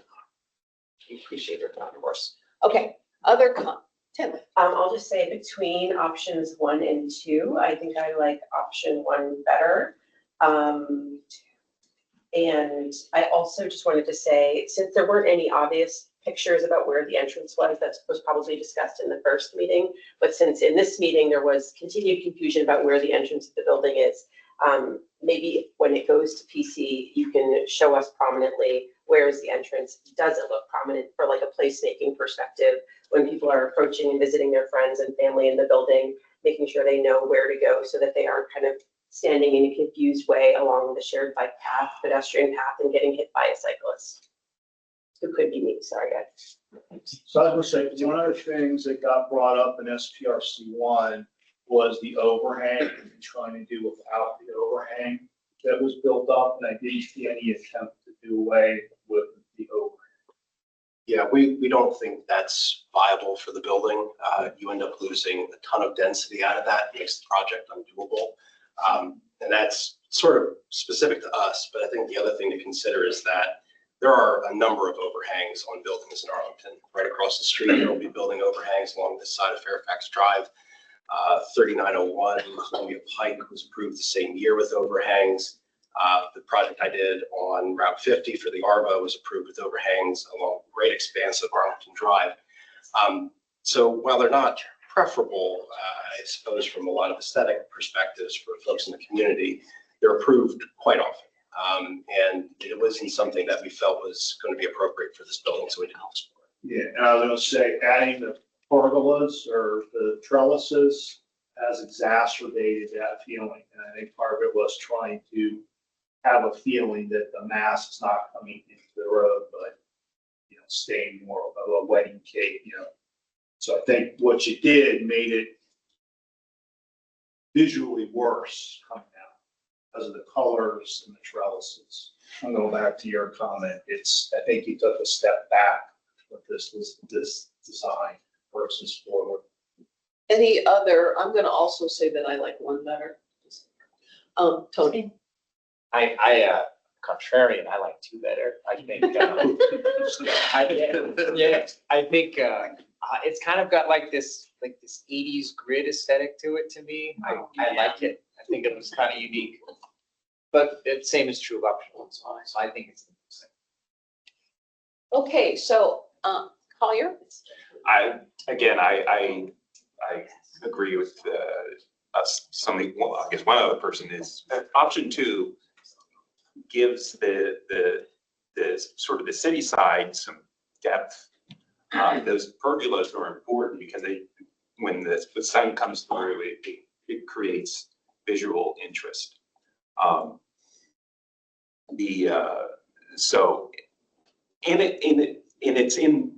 It's around buildings that are much bigger. It needs to try to compete with those. I wish the building were much bigger, but we at least need to make it tie in with those other buildings. Okay. Yeah, I'd say 2 is, I'll go with, 2 is my preference. Very good. I would have preferred to have kept the old building and converted it as it is, but we're not there. So I'll go with 2. Okay. Do we have any of our online folks who want any discussion on this before we move forward? Very good. All right. So now we are back actually at discussing transportation, parking, and loading. Anybody want to start with that? I do have one question. So you had mentioned that you are using brushed concrete. Now I've noticed on the sidewalks, so I've noticed as a walker around a lot of the buildings, especially the newer buildings, that it looks like the concrete is starting to disintegrate on some of these newer buildings. Is that brushed concrete or does this happen with brushed concrete? I'm just asking. I don't know if it does or doesn't. But... Bad concrete. Huh? It's bad concrete. Yeah, I mean, they didn't mix it right. They didn't have the right coverage. They didn't vibrate it enough. You shouldn't have a flaking. Thank you. Okay, I just wondered if they messed up or, okay, very good. All right, thank you. Other questions? Transportation. Actually, the last meeting, we asked about stamped concrete, permeable concrete, and I didn't see that in the presentation. Yeah, we went back and spoke with staff about what should we look at given county standards. Brushed concrete was the one that we were at least asked to present. I think, stamped concrete is something we can continue to look at.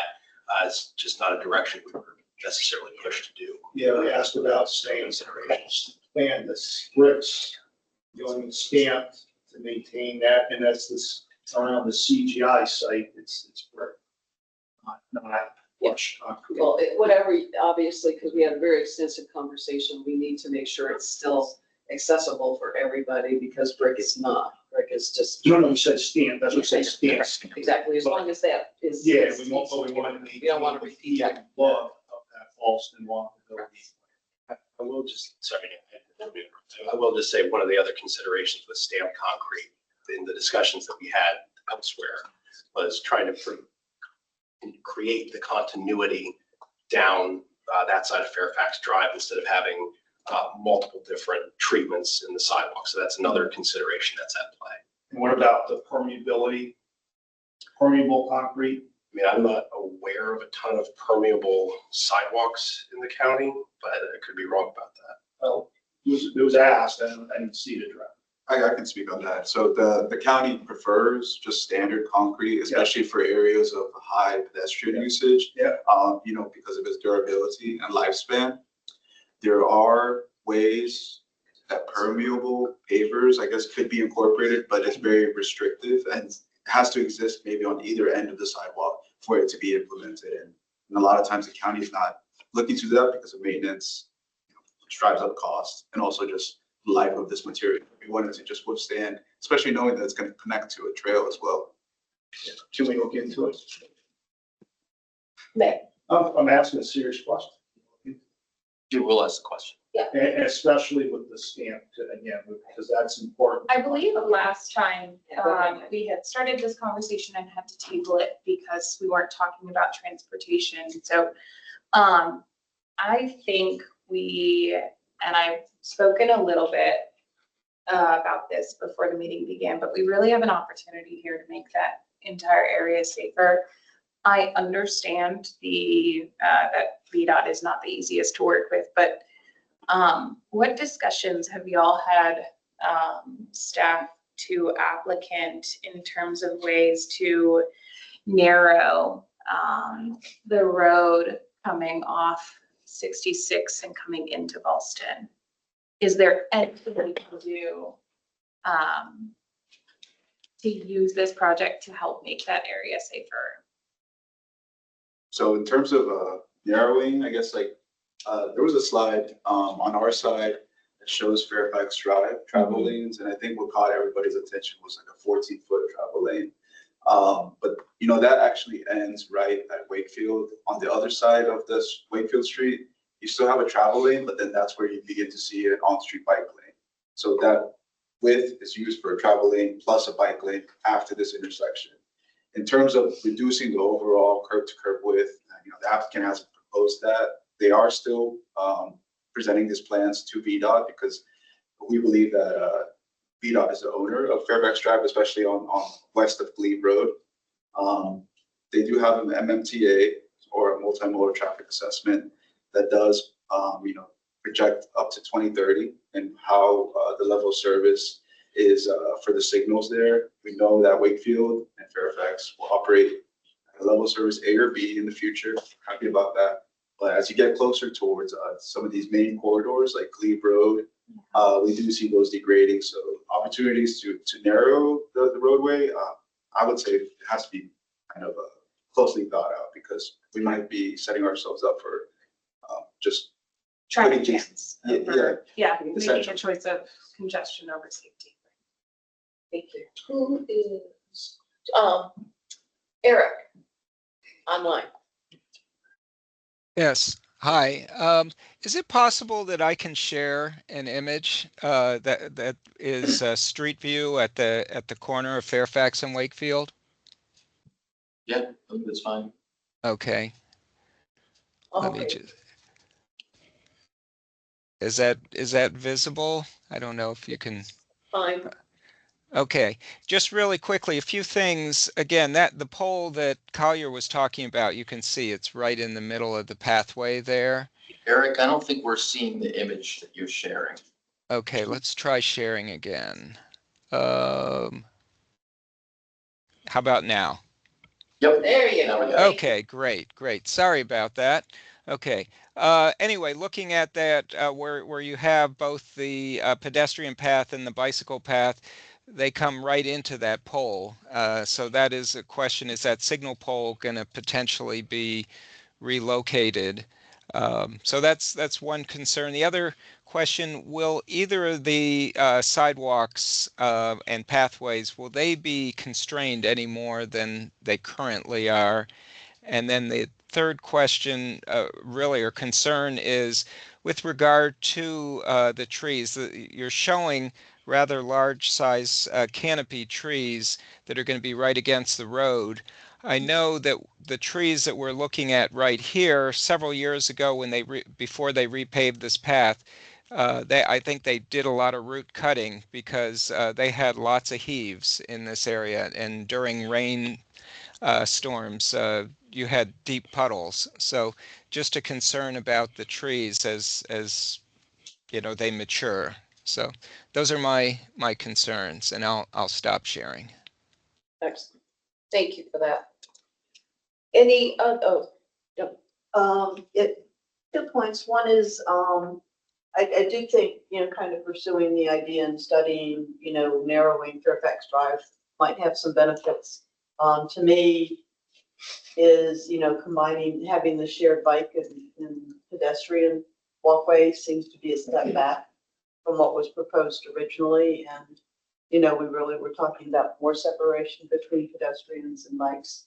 I mean, I certainly as a pedestrian would not be happy having scooters and bicycles whipping around me. So, I think that's something that really should be looked at, and kind of narrowing and slowing the traffic coming off of 66 might make overall safer.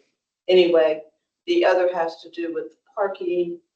Reiterate, it would be very helpful to make sure you've got charging spaces for electric bikes, but also, are you designing it so you can actually get up to at least 50% or so EV parking as more and more people move to electric vehicles? Is you should be looking and thinking of how you future-proof the building so that it can, handle, increases in electric vehicle ownership overall. And at least from C2E's perspective, is we think a minimum of 50% should be at least EV ready, having enough of the infrastructure in place so that you can easily, make the installation of EV chargers. Collier, I think, was first, and then. Okay. To follow up on what Joan had mentioned. And the whole argument about Fairfax Road. Sergio, how wide are the lanes, westbound lanes, those two westbound lanes? Yeah, pretty they were, I believe, just 11 and 12 westbound lanes. So they're already, what's the minimum width of a lane? What can the minimum width be? On this type of corridor, like it's a primary arterial, it should be around 11 feet. Okay. The reason I was hoping we could get a little bit less is right there, as we saw when we did the walking tour, because it's the entrance to 66, cars speed up right away. They go by really, really fast. It's great that traffic light is there because that actually helps slow things down. But if it's a green light, zoom right through. Narrowing lanes tends to naturally slow down traffic anyway. So if there was some way we could do that, that would be an improvement there and could give some space to a separate bike lane. Because right now, again, I biked over there, and when we stopped at the corner, I stopped, two bikes whizzed by me on one side, people were standing on the other side waiting to cross the street. It's really uncomfortable there at that corner. If there is some way we can find to separate out the bicycles from the pedestrians and even marginally narrow the lanes to help slow them down, I think that'd be a win for everybody. And that's the county's issue. It really isn't the applicant's issue on this. So. Collier. Just to follow on that, I hope the county is promising us to reevaluate the entire Fairfax Drive corridor. He said they're now promised they'll do it after they're done with the updating MTP. I hope that's true. But this should be a part of that, or at least up to where we can before VDOT does their thing. The bike lane, that is something I just don't understand. It's on the east side, it's going north for 1 block. And there's also a bus stop in the middle of it where the bus never goes to the curb. For the shuttle bus for the university that goes back up to their main campus. And they're parked there a lot.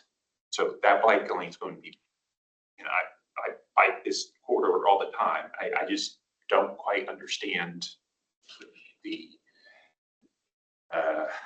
if we need a bike lane, especially why is it never and not southbound?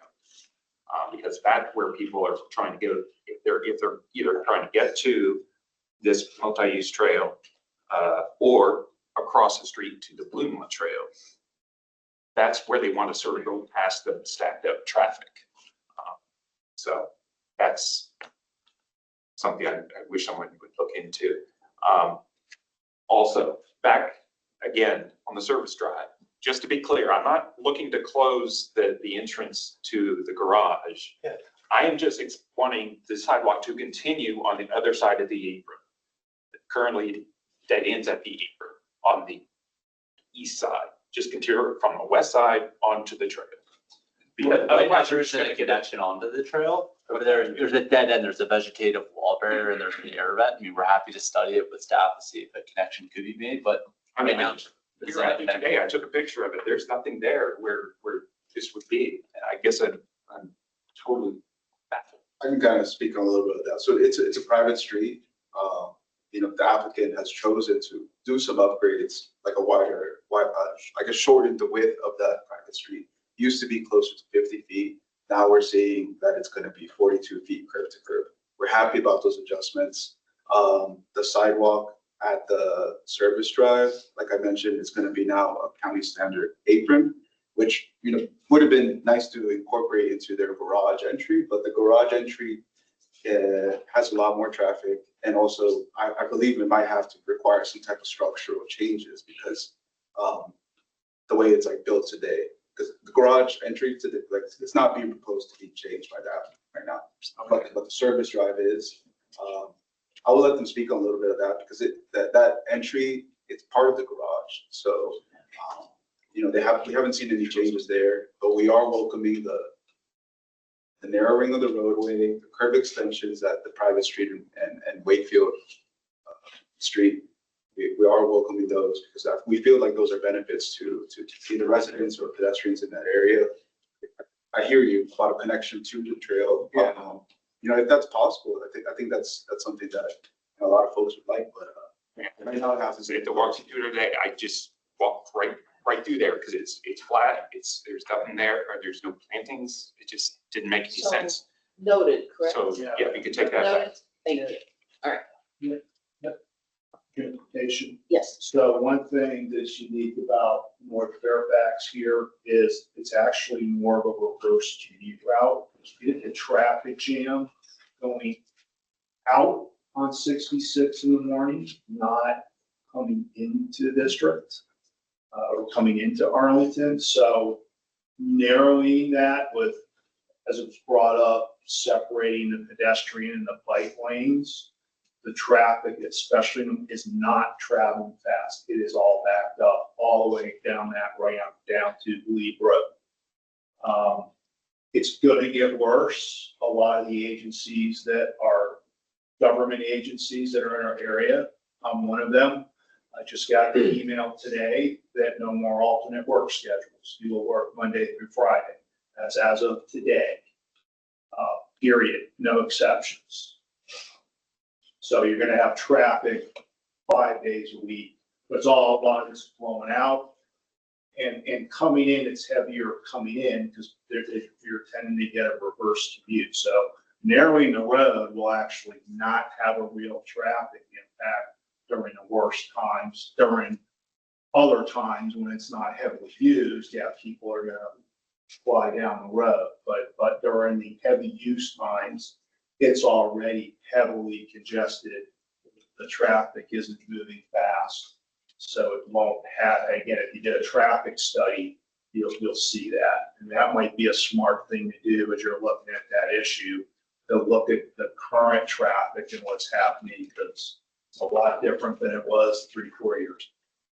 Just to clarify on that point, we're not suggesting taking away a lane. We're suggesting narrowing the lane, which provides a stopping point when drivers are going down the road to naturally slow down. And studies show this, as you naturally narrow the road, you slow down as a point of precaution because you don't want to damage your property.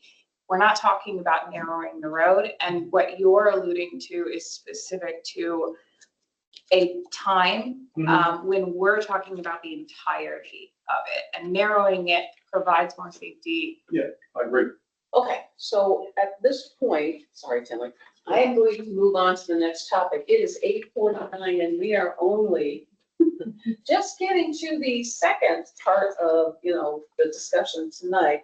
And we need to leave time for public comment. So let us move on to landscaping and tree canopy. Should you have had some comments on the past that you want to get to us, please email me and Matt, and we'll make sure that that becomes part of the record. So any comments on landscaping and tree canopy?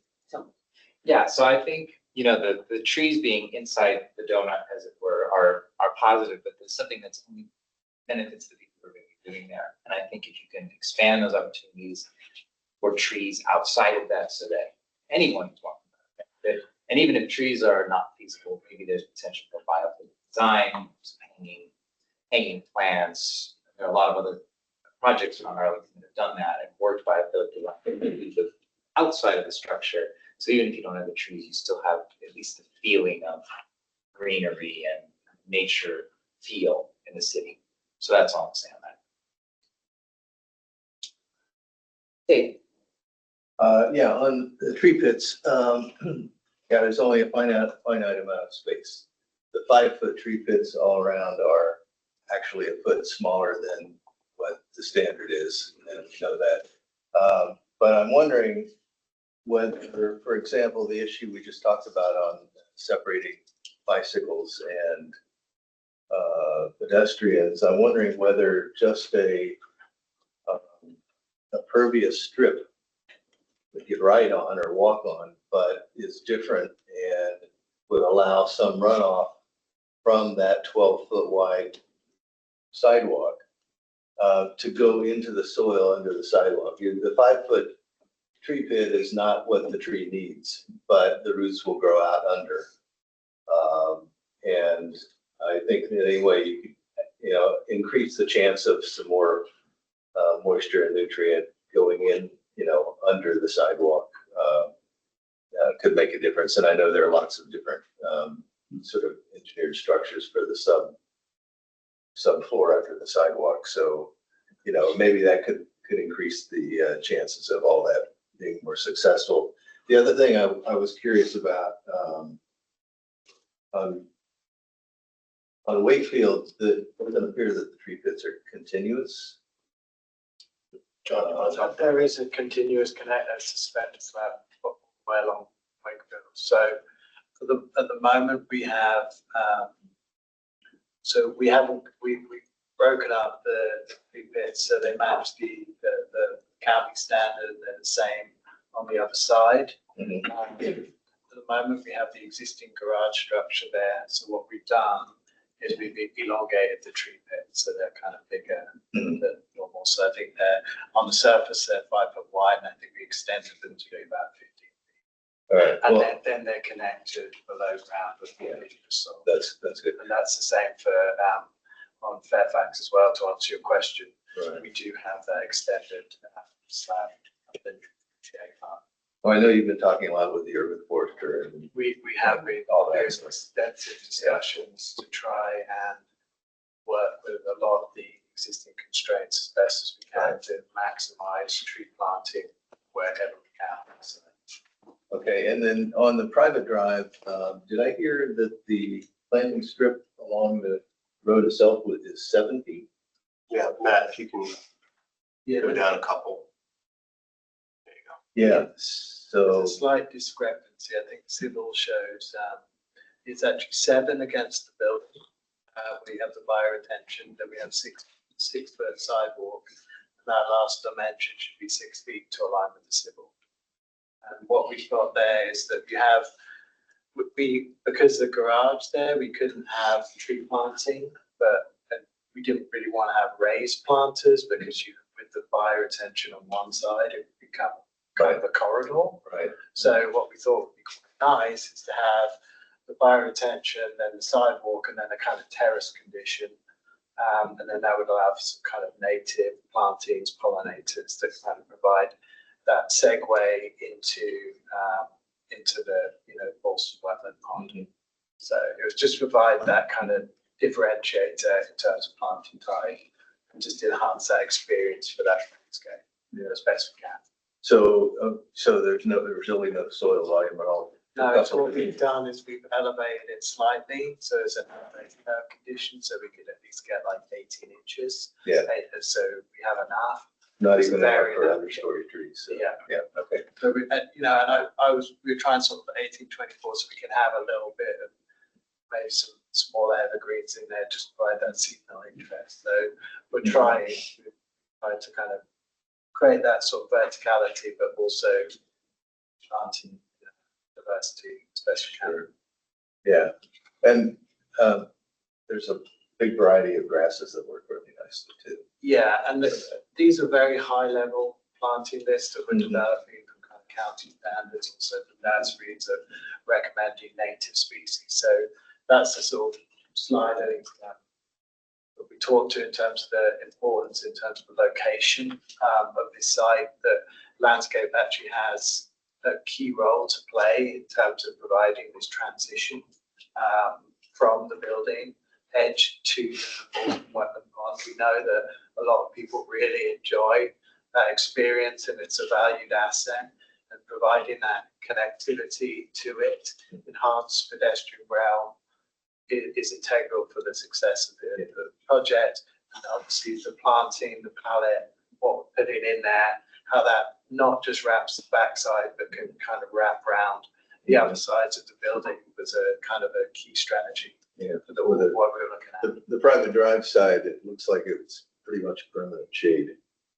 Yes. So that'll affect your selection. It's permanent shade. The building is set back on the other side, but it's going to be, yeah. So I know somebody like the Rebecca, it's a full sun. So we need to look at some of these species and make sure that, they're in the right locations. And and the raised, never. Okay, so any other In the thing? interest of Joan, did you have a question? Is thinking whether you could fit maybe even more denser plantings than maybe typical landscaping of, mix of understory trees, canopy trees, and that. So is this to get a better sense of kind of biophilia than might be kind of the general landscape plan? There's opportunities to do that along the edges. yeah, there definitely is along the Ballston wetland path, and we've explored like looking at where we can, if we're still exploring some existing trees that we can retain potentially, and then underneath there we'd explore opportunities where we may have a different layering of landscape trees, like or understory trees that you're talking about. So we are looking at those kind of that mix. Yeah, and you've mentioned that you're reducing the urban island impact. Have you gotten any, do you have a calculation for that of how how the new building would compare to what is existing?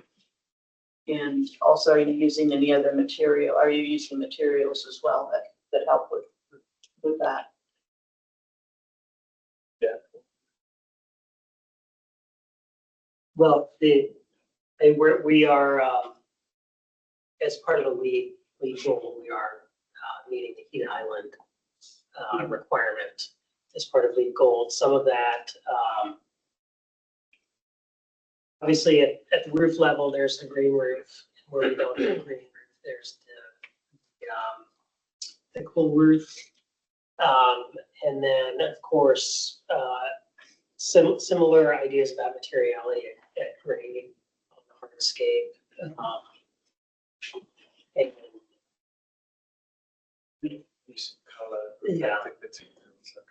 Yeah. Do you have calculations showing the difference between the current site and what you're proposing?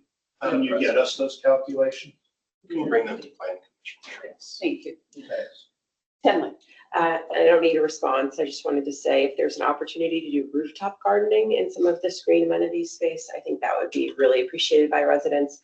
A lot of our community gardens have like 5-year waits for people to get into them. So I think that's something that could be a nice way to add more greenery while also serving your residents. And there's even, we've learned at other SPRCs, there's like third parties that'll come in and run rooftop gardens and then donate that food to local charities. So it's another option.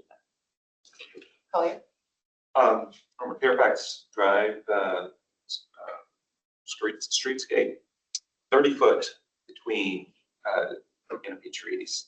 I know we've been moving things further apart to, I guess, help your trees, but what that happens is that we don't get shaded streetscapes. In the newer projects, they're getting further and further apart. Is that the best we can do? Could we do something closer to provide actual shade?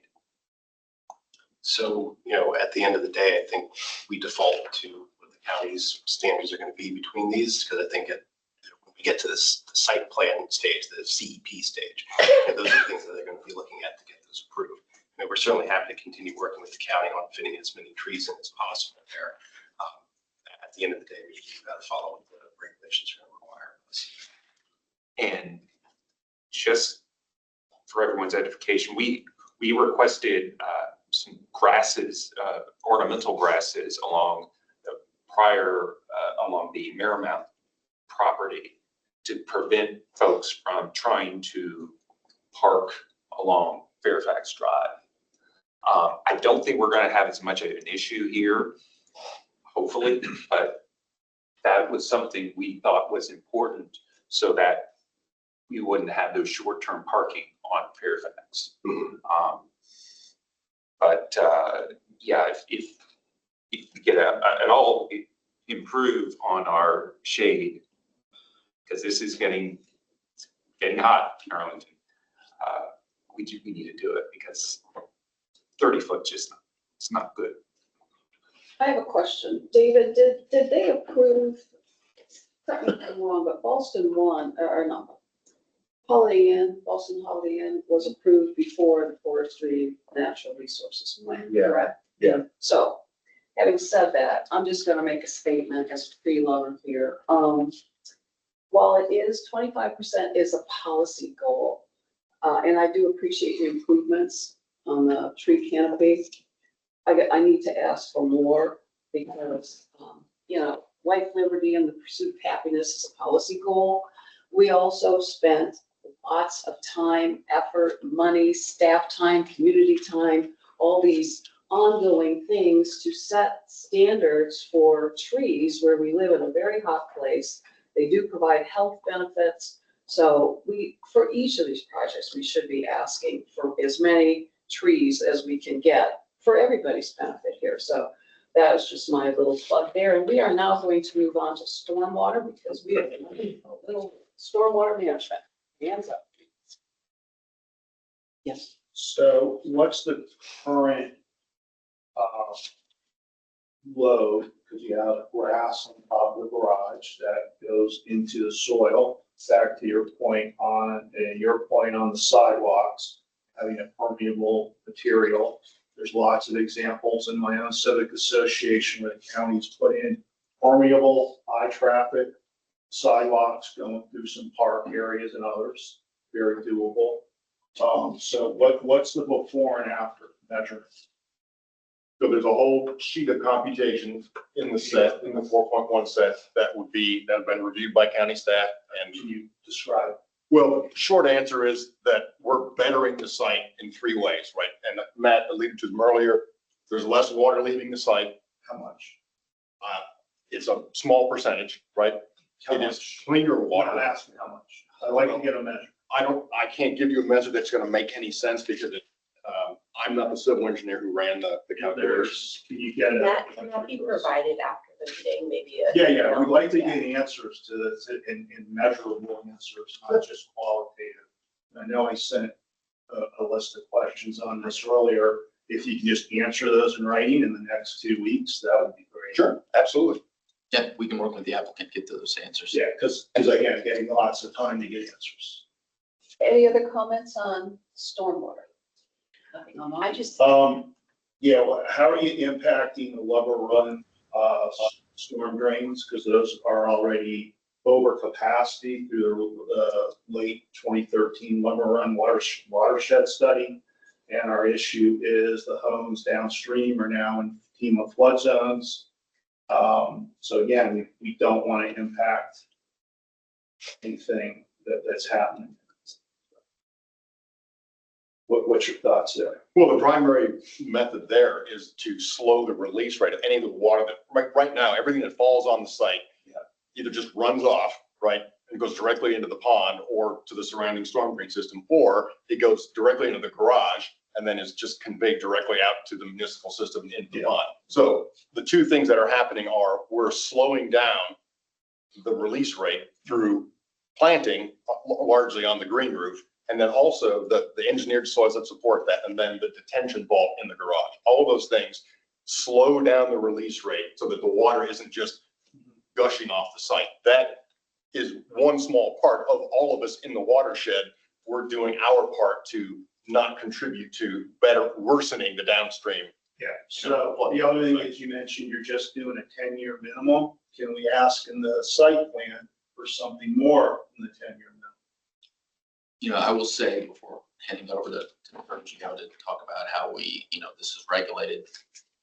You could ask for it, but when we ask for things in site plans, typically we need to rely on our policy guidance. I'm not aware of any specific policy guidance that would enable us to ask for more than the code minimum at this point.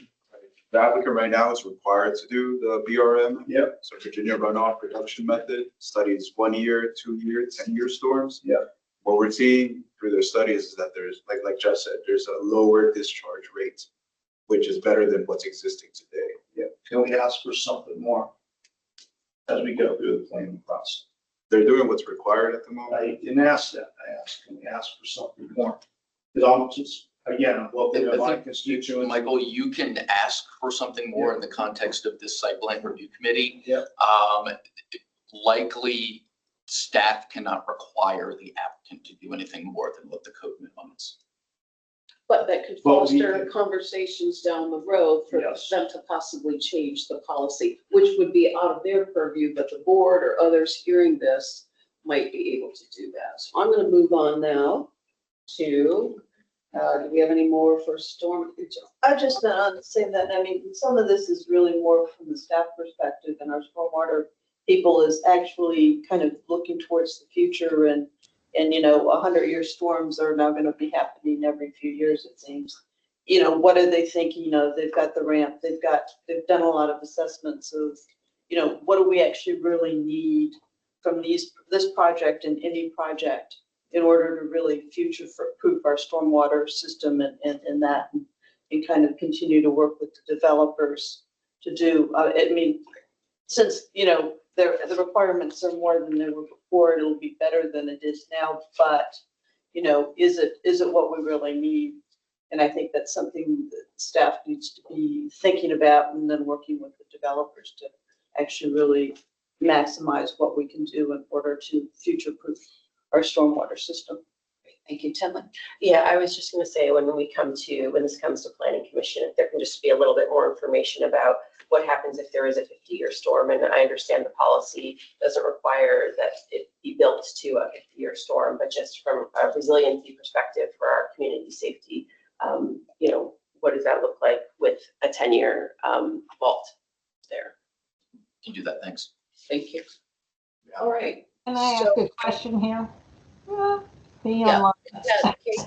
Thanks. I just wanted to sort of ditto the conversation.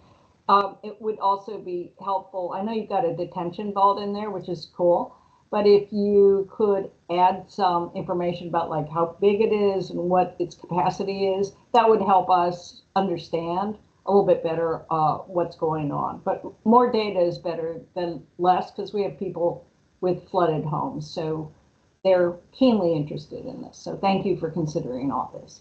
Yeah, and DES, are you working with like me? They're working on a major Lover Run plan right now. And how does this entail move into that larger Lover Run plan, which they've said they're going to present to the overall community in the fall? So that's back to your point. You know, this is a bigger thing going on. When I look at that little dot, that's not very big. What can be done to help the community? Because this is a severe problem for folks, especially folks downstream from here. And they're not here at this meeting, and we're trying to help represent their views and what's a real community need and what we need developers. As you said, we got to start looking at the future, not just the minimum, because it's impacting people's lives, it's impacting people's property, it's going to impact commercial properties for them. So again, we'd like to see what you can do. Can you do better? They like to see that when you come back with more plans. Mia, can I ask about the next topic? Yes, I think we're ready to go on to sustainable design. Thank you.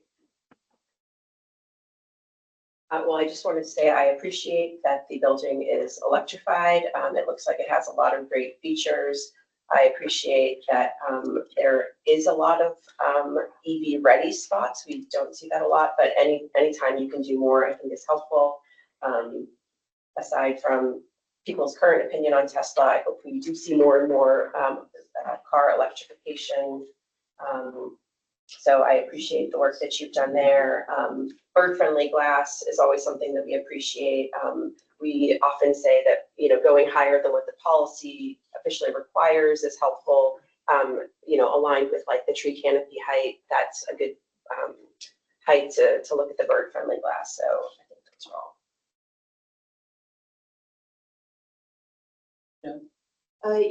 Again, iterate is good that it's going to be an all-electric building. That's pretty critical to getting to carbon neutrality, is not to put the fossil fuels in the first place.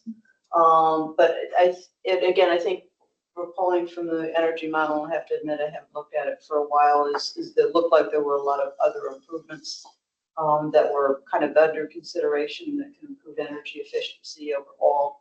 And maybe, you know, suggest considering PS0 or certification or international zero carbon certification, the International Future Institutes, you know, just to kind of get, you know, a really first-rate building that is consistent with, you know, really reducing sharply carbon emissions through both very high energy efficiency of all the systems, starting with the building as well, starting with the building envelope.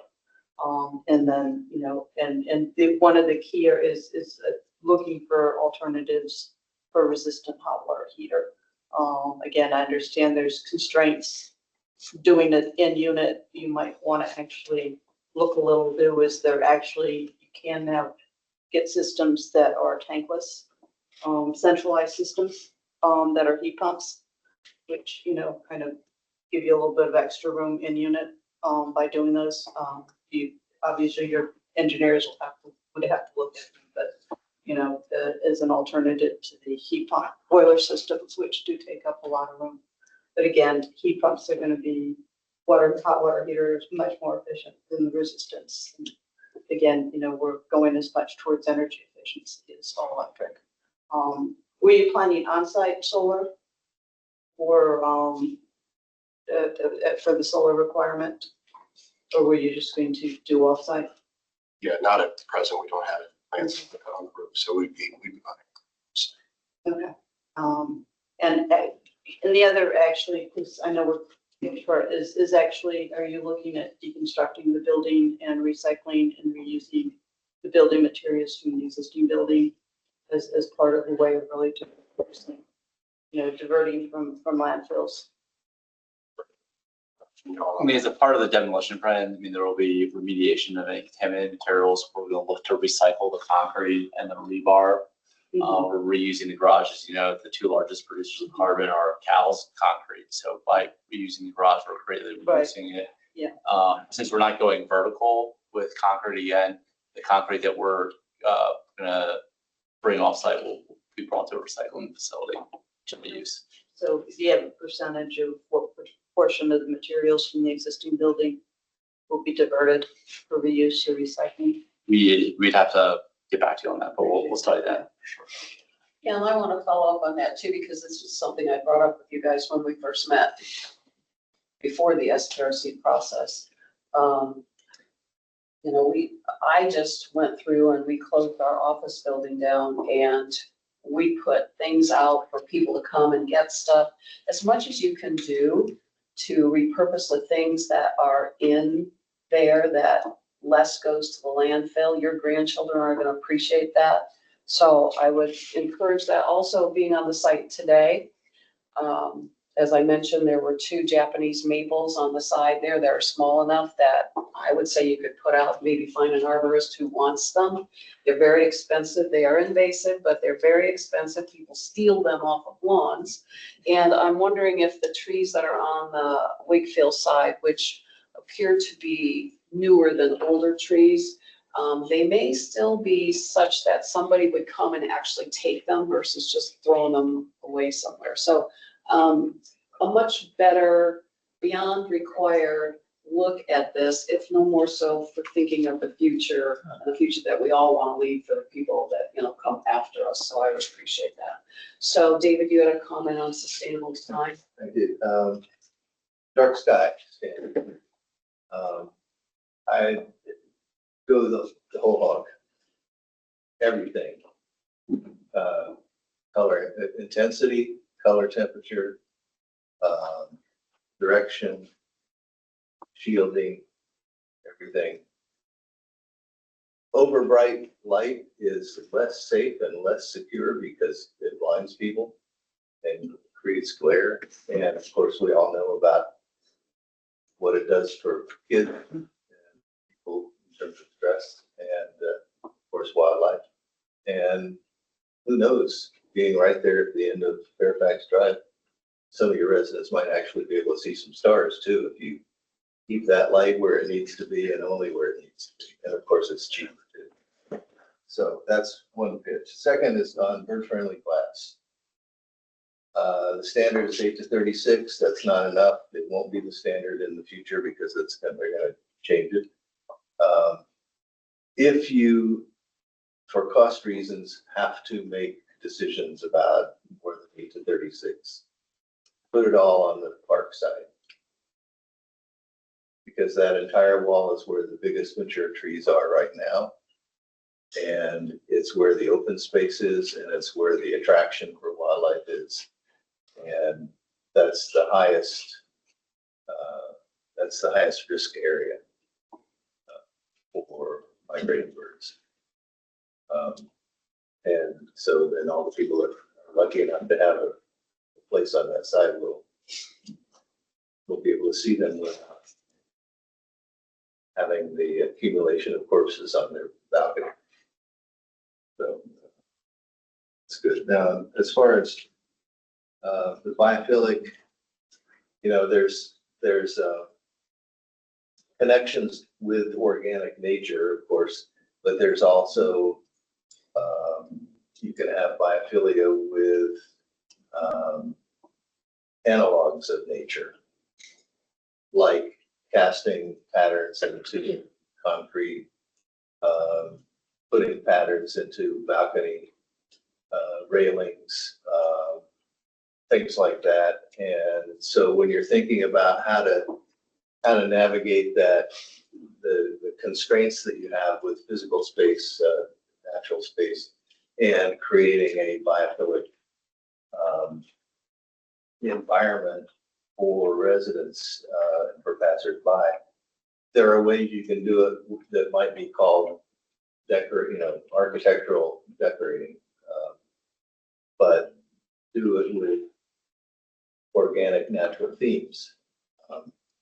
And I think that can add something to it, especially where you're trying to use plants and architecture to sort of cover up the idea that everything is so far been a mass of concrete and you want it to seem softer and more natural and that kind of thing.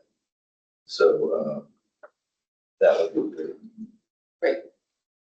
Moving on to community benefits.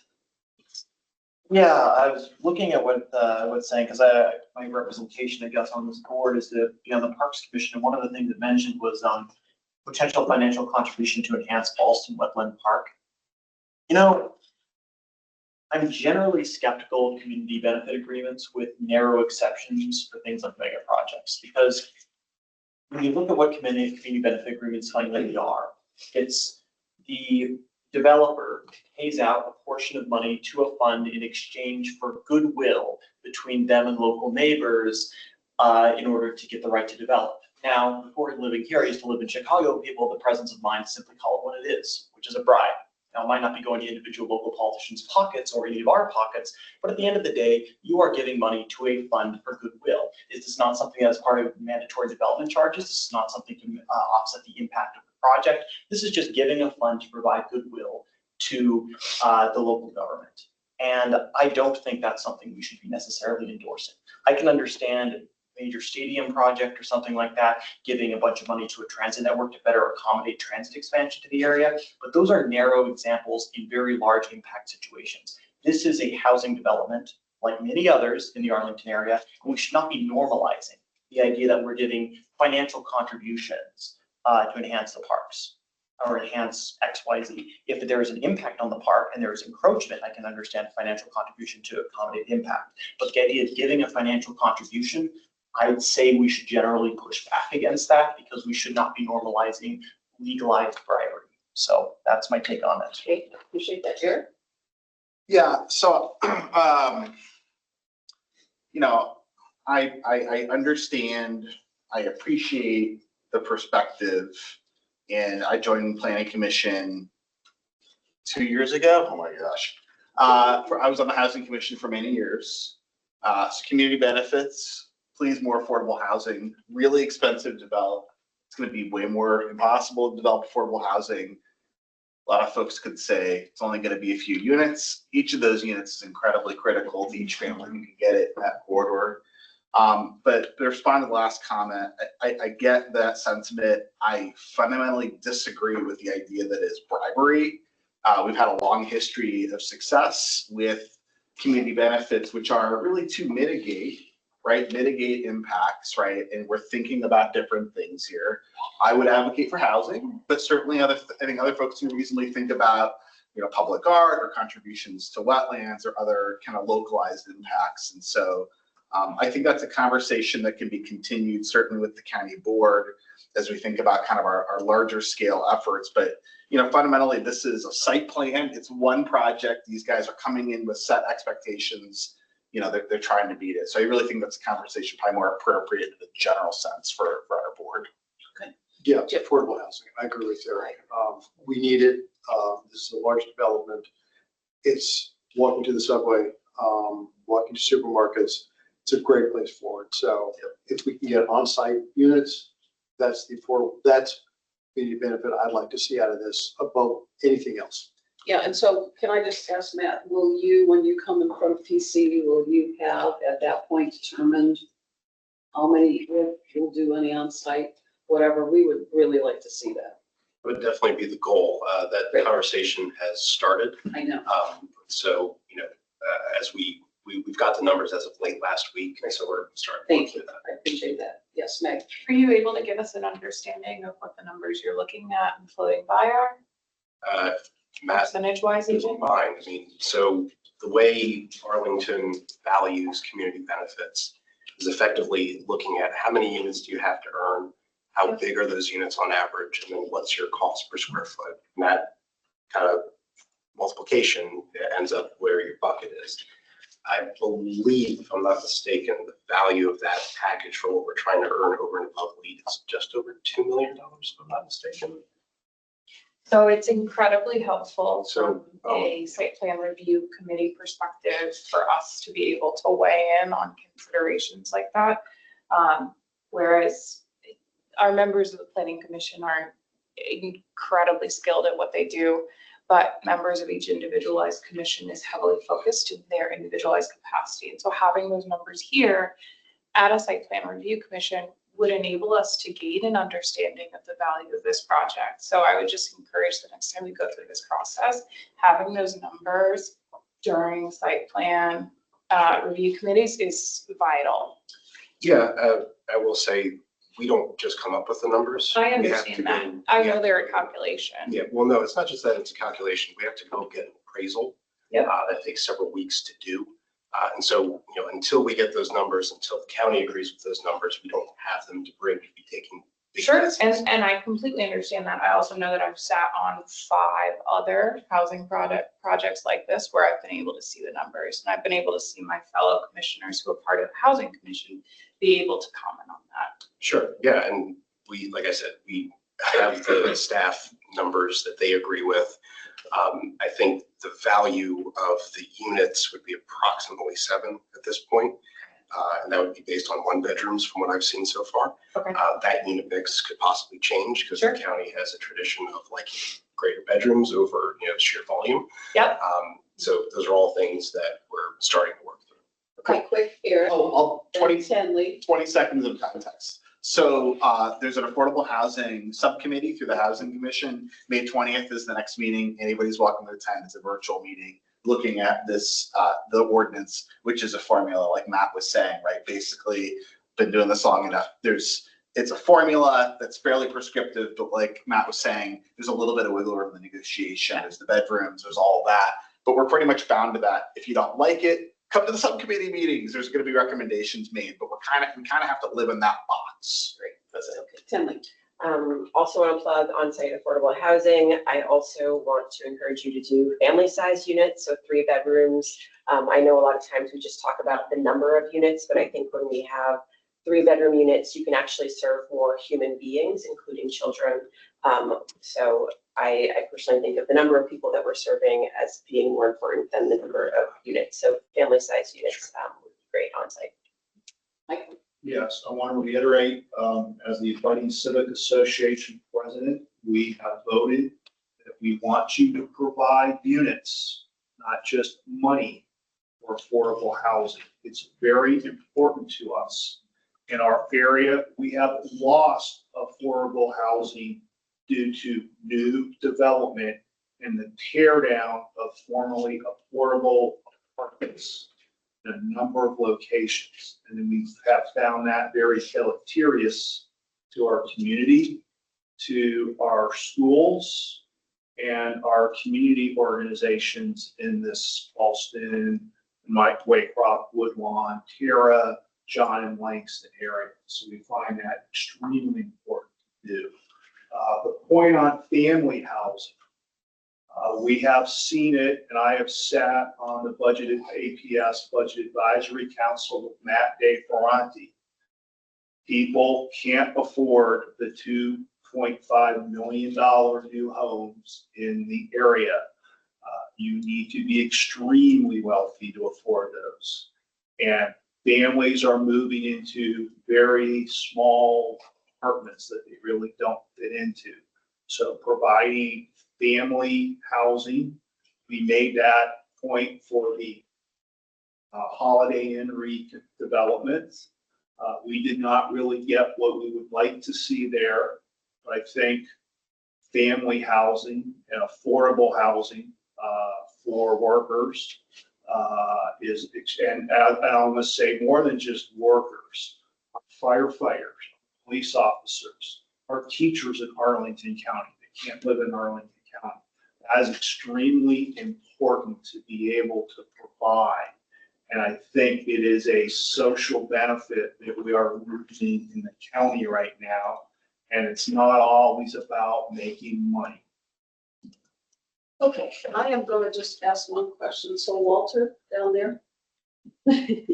So they have possibly proposed some sort of a financial incentive to the wetlands. Would there be, I'm a big fan of the wetlands. I'm there a lot. Would there be an opportunity for the county, from your perspective, to say, hey, yeah, we would love or welcome that, and we have specific areas within the wetlands that it could be used. I'm just curious. So right now at this moment, there's nothing that's yet been identified for that area. And traditionally, when it comes to site plan contributions to public spaces, we don't necessarily tie those contributions to a specific area. We write those conditional language to indicate a general broad area in which the contribution can be allocated for future uses, depending on if it's a priority project that comes in or something else comes into the community and need funding for that to use to improvements to some other local public spaces in the area. Something we can explore, but traditionally we don't specifically lay out that this money is tied to a specific site. Excellent, thank you. I appreciate the clarification. I'm going to move on now to construction phasing. Comments on construction phasing? Yes? No. No? Okay, Michael. I have a lot of questions. I'd like to get written answers. We don't need to go through it if I can get written answers in the next 2 weeks. We can, between Sergio and I, we can. But it has to be here to develop. I mean, I'm happy to go through it. Is it the same as the list that you sent us earlier? Yes, and I haven't gotten answers, and I'd like to see written answers. So you guys can coordinate with them and get We'll back. coordinate with the applicant on that. And I'd like to have a dialogue. Since we're not having a dialogue here, we'll need to schedule a dialogue on the answers, because we're not able to have this. Or will you agree to do that? We are planning to reach back out to all three of the civic associations. So the next time we. May 8th is my next general meeting, 7:30 at Mount Olivet UME Church. You can be there, coordinate. We'll look at our calendars. Excellent, thank you. I do have a comment after doing the walking tour today and being on the little, and being on the plaza there before we went on our tour. And noticing really for the first time, I mean, I walk by there all the time, but noticing how peaceful and cheery it is up there. And you've got lots of birds and lots of things that have found little homes there. So I would just like to bring to your attention that please, during construction, whenever your construction is, please avoid nesting season for birds. There have been some other projects that have been built and trees were torn down during nesting season, and residents had to witness that. Some were very traumatized by what they saw with mother birds running around wondering where their little ones had gone. So if you can be sensitive about that, because right now you have a lot of wildlife up there. I was really surprised to see it with the grasses, they get the seeds in there and everything. So it's a lovely environment there with all the chirping, so you can drown out the noise on 66. So I'm hoping that you can duplicate that as you move on, but with the construction, if you could pay attention to that. Yes, Adrian? Yeah, I guess I will give my take on that. That is, the site is right next to a very, very busy interstate highway, Highway 66. And also all the sites around it, all the locations around it are office buildings or a Holiday Inn Express hotel. I mean, this is a location that when it comes to noise impacts, as someone who is living across the street from a building that was under construction in Crystal City, this is about as good of a site as you can come when it comes to not having to worry as much about construction noise. So it's definitely one thing that we might be able to give a bunch of concerns here, but ultimately this is not like doing it in some neighborhood which is heavily populated. I actually do acoustical analysis as part of my job in the industry I work for, and again, I don't think it would make much sense to do really big noise restrictions on this one, because again, it's not residences that are around it. In fact, the residences that are next to it are actually across the highway and have a noise prevention and canceling wall between them and the structure, so.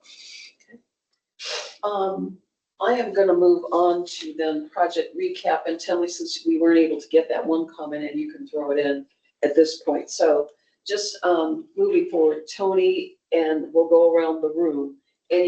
Any last comments before we go to public comment? You're good? Thank you.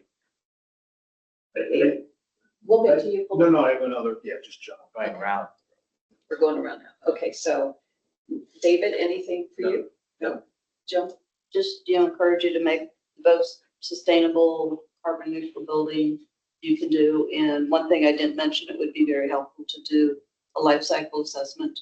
Again, retaining the existing garage and using wood does a lot, but just kind of understanding overall how much you're kind of you can reduce the carbon, embedded carbon as well as life cycle carbon. Just reiterating my comment from earlier, please do everything we can to make the on-ramp to 66 safer. While there are things that I don't appreciate about the project, overall, this is a good project. It's providing housing, needed housing in corridor that, although it has a lot of housing, still needs more. So I'll just leave it. Yeah, nothing further. Yeah, this is more for staff, coming from several civic associations, being very precise in your language.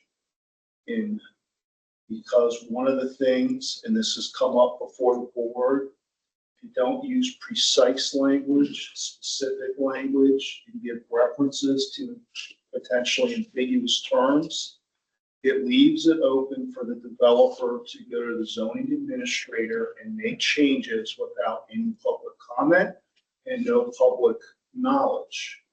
And that's been happening a lot, in at least that we have seen. It's come up with John Langston and others. And that is important as you start writing your report. And that doesn't change the site plan, but it helps with transparency and visibility. And, and that's just, again, it's had a major impact on several communities. And the more precise you can be, language like no more than, equal to, no less than, that helps the residences, keeps transparency going. Thank you. Just again, because tonight we had so many people here, thank you so much with your comment. I'll get to the rest of the table in a minute. So we had a lot of issues, and everybody comes to the table with their own take on what needs to happen from their own, stakeholder thoughts. So I understand and appreciate, you're trying to serve 5,000 interests here, and, hopefully everybody comes away with something at the end of this, but at the end of it, by everybody contributing, usually the project is a lot better. I do have one question after being out there today. Will you be putting soundproofing at all on the units that will be on Fairfax Drive? Any sort of soundproofing? We will certainly look at things like ISTC windows. The wall construction by itself does a pretty good job. Good. Yeah, it's well insulated. Very good. Windows will be the weak point, which will. Well, I appreciate all the things that, and I'm anxious to see other things that we've asked for as we move through the process. Andrew. Yeah. What I'll say about this is I brought up earlier the cost of housing in Arlington. At the end of the day, the more barriers you throw up, the higher the burden of evidence needs to be thrown up at the developers, the more meetings that they have to go through. That increases the cost of housing at the end of the day, the more you ask for. It is very, I'm trying to find the exact verbiage here, but the idea of systemic racism is the idea that even non-racist actors in a system can engage in racism if the system presents itself.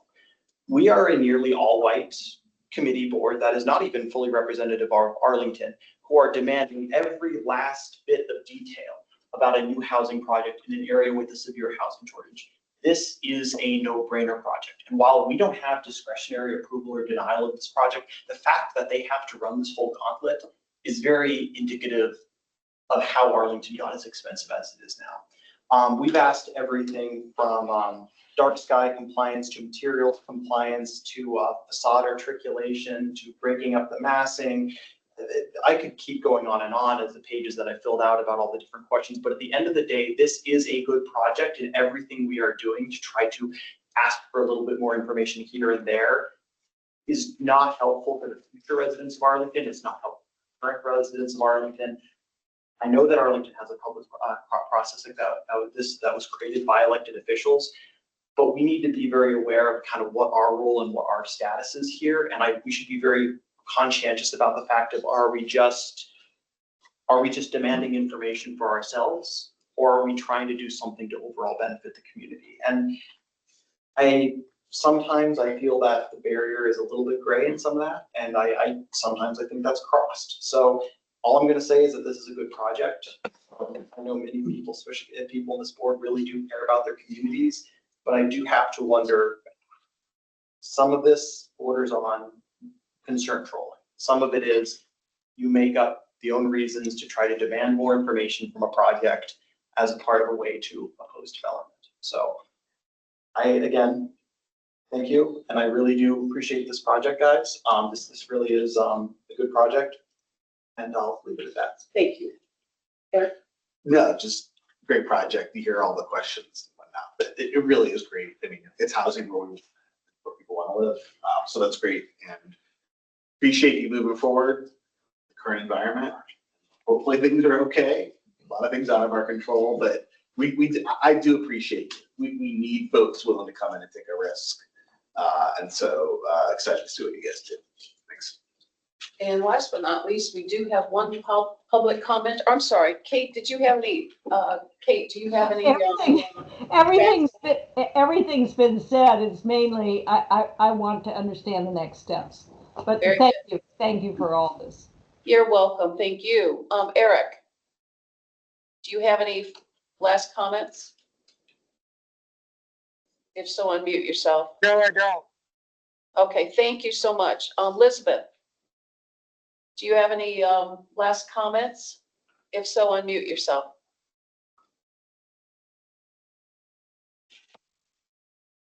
Yes, not. Okay, so let's go to public comment. So we have one speaker, which is Dr. Byrne. So Bernie, I have made you a presenter, so you can go ahead and unmute yourself and speak. There you go. Yes, hello, can you hear me? Yes, and we can see you. Oh, good, great. This is unusual. This project is neither biophilic nor sustainable. Most of the roof should be green, not just 25%, or place solar panels on the roof. Create green walls with hanging or climbing native vines. All tree trenches should contain plants that support pollinators, but some show grass. The light shine, this is important. The light shining through windows facing the wetland park at night will attract many moths and other insects. This will disrupt their lives and prevent their reproduction. Add a site plan condition that requires all occupants of units facing the park to sign leases that require them to shade their windows at night. This is an unusual project and it can do more damage than you can think. The page 37 of the applicant's presentation is titled Environmental Stewardship. The page recommends several measures, one of which is native plant palette. Avoid using modern cultivars or hybrids. However, the preliminary plant list, which you just saw on page 42, contains 15 plants that are either not native to North America or native to North America, or not native to Arlington and its vicinity. The last list also contains 16 cultivars. Remove these 34 plants from the plant palette and do what you say you're going to do. The plant palette contains 2 milkweeds, butterfly milkweed and swamp milkweed. Neither of them are good. Monarch butterflies lay few eggs on butterfly milkweed. Swamp milkweed often disappears because when the soil dries out. In contrast, more than 80% of monarchs migrating to Mexico are fed on common milkweed, Asclepias syriaca, when plant caterpillars. Common milkweed thrives in both dry places and ditches. Therefore, plant much common milkweed in the bioretention area and everywhere else on the site, including the tree trenches. Common milkweed is what you should plant, not those others. The staff report states that the applicant will landscape a riparian buffer that protects the park using seed or turf grasses. I'm not sure this is really true, but that's what it says. Turf grass usually contains highly invasive non-native species like Kentucky bluegrass. The riparian buffer should instead contain native plants that support pollinators. Finally, protect all plantings from dogs and trampling using low fencing or elevation.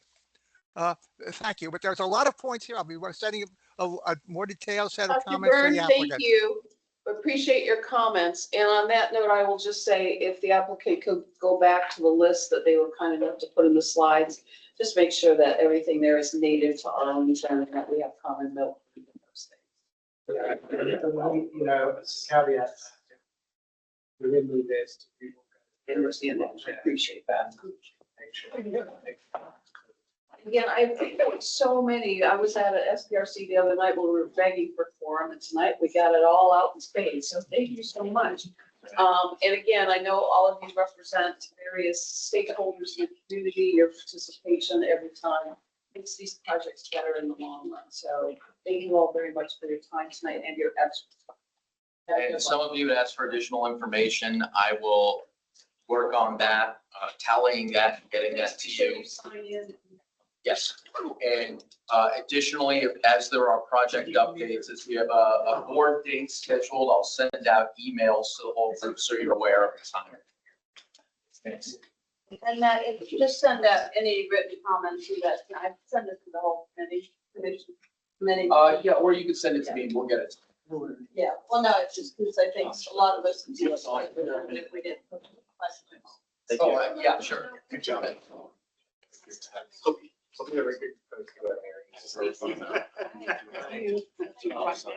Call you.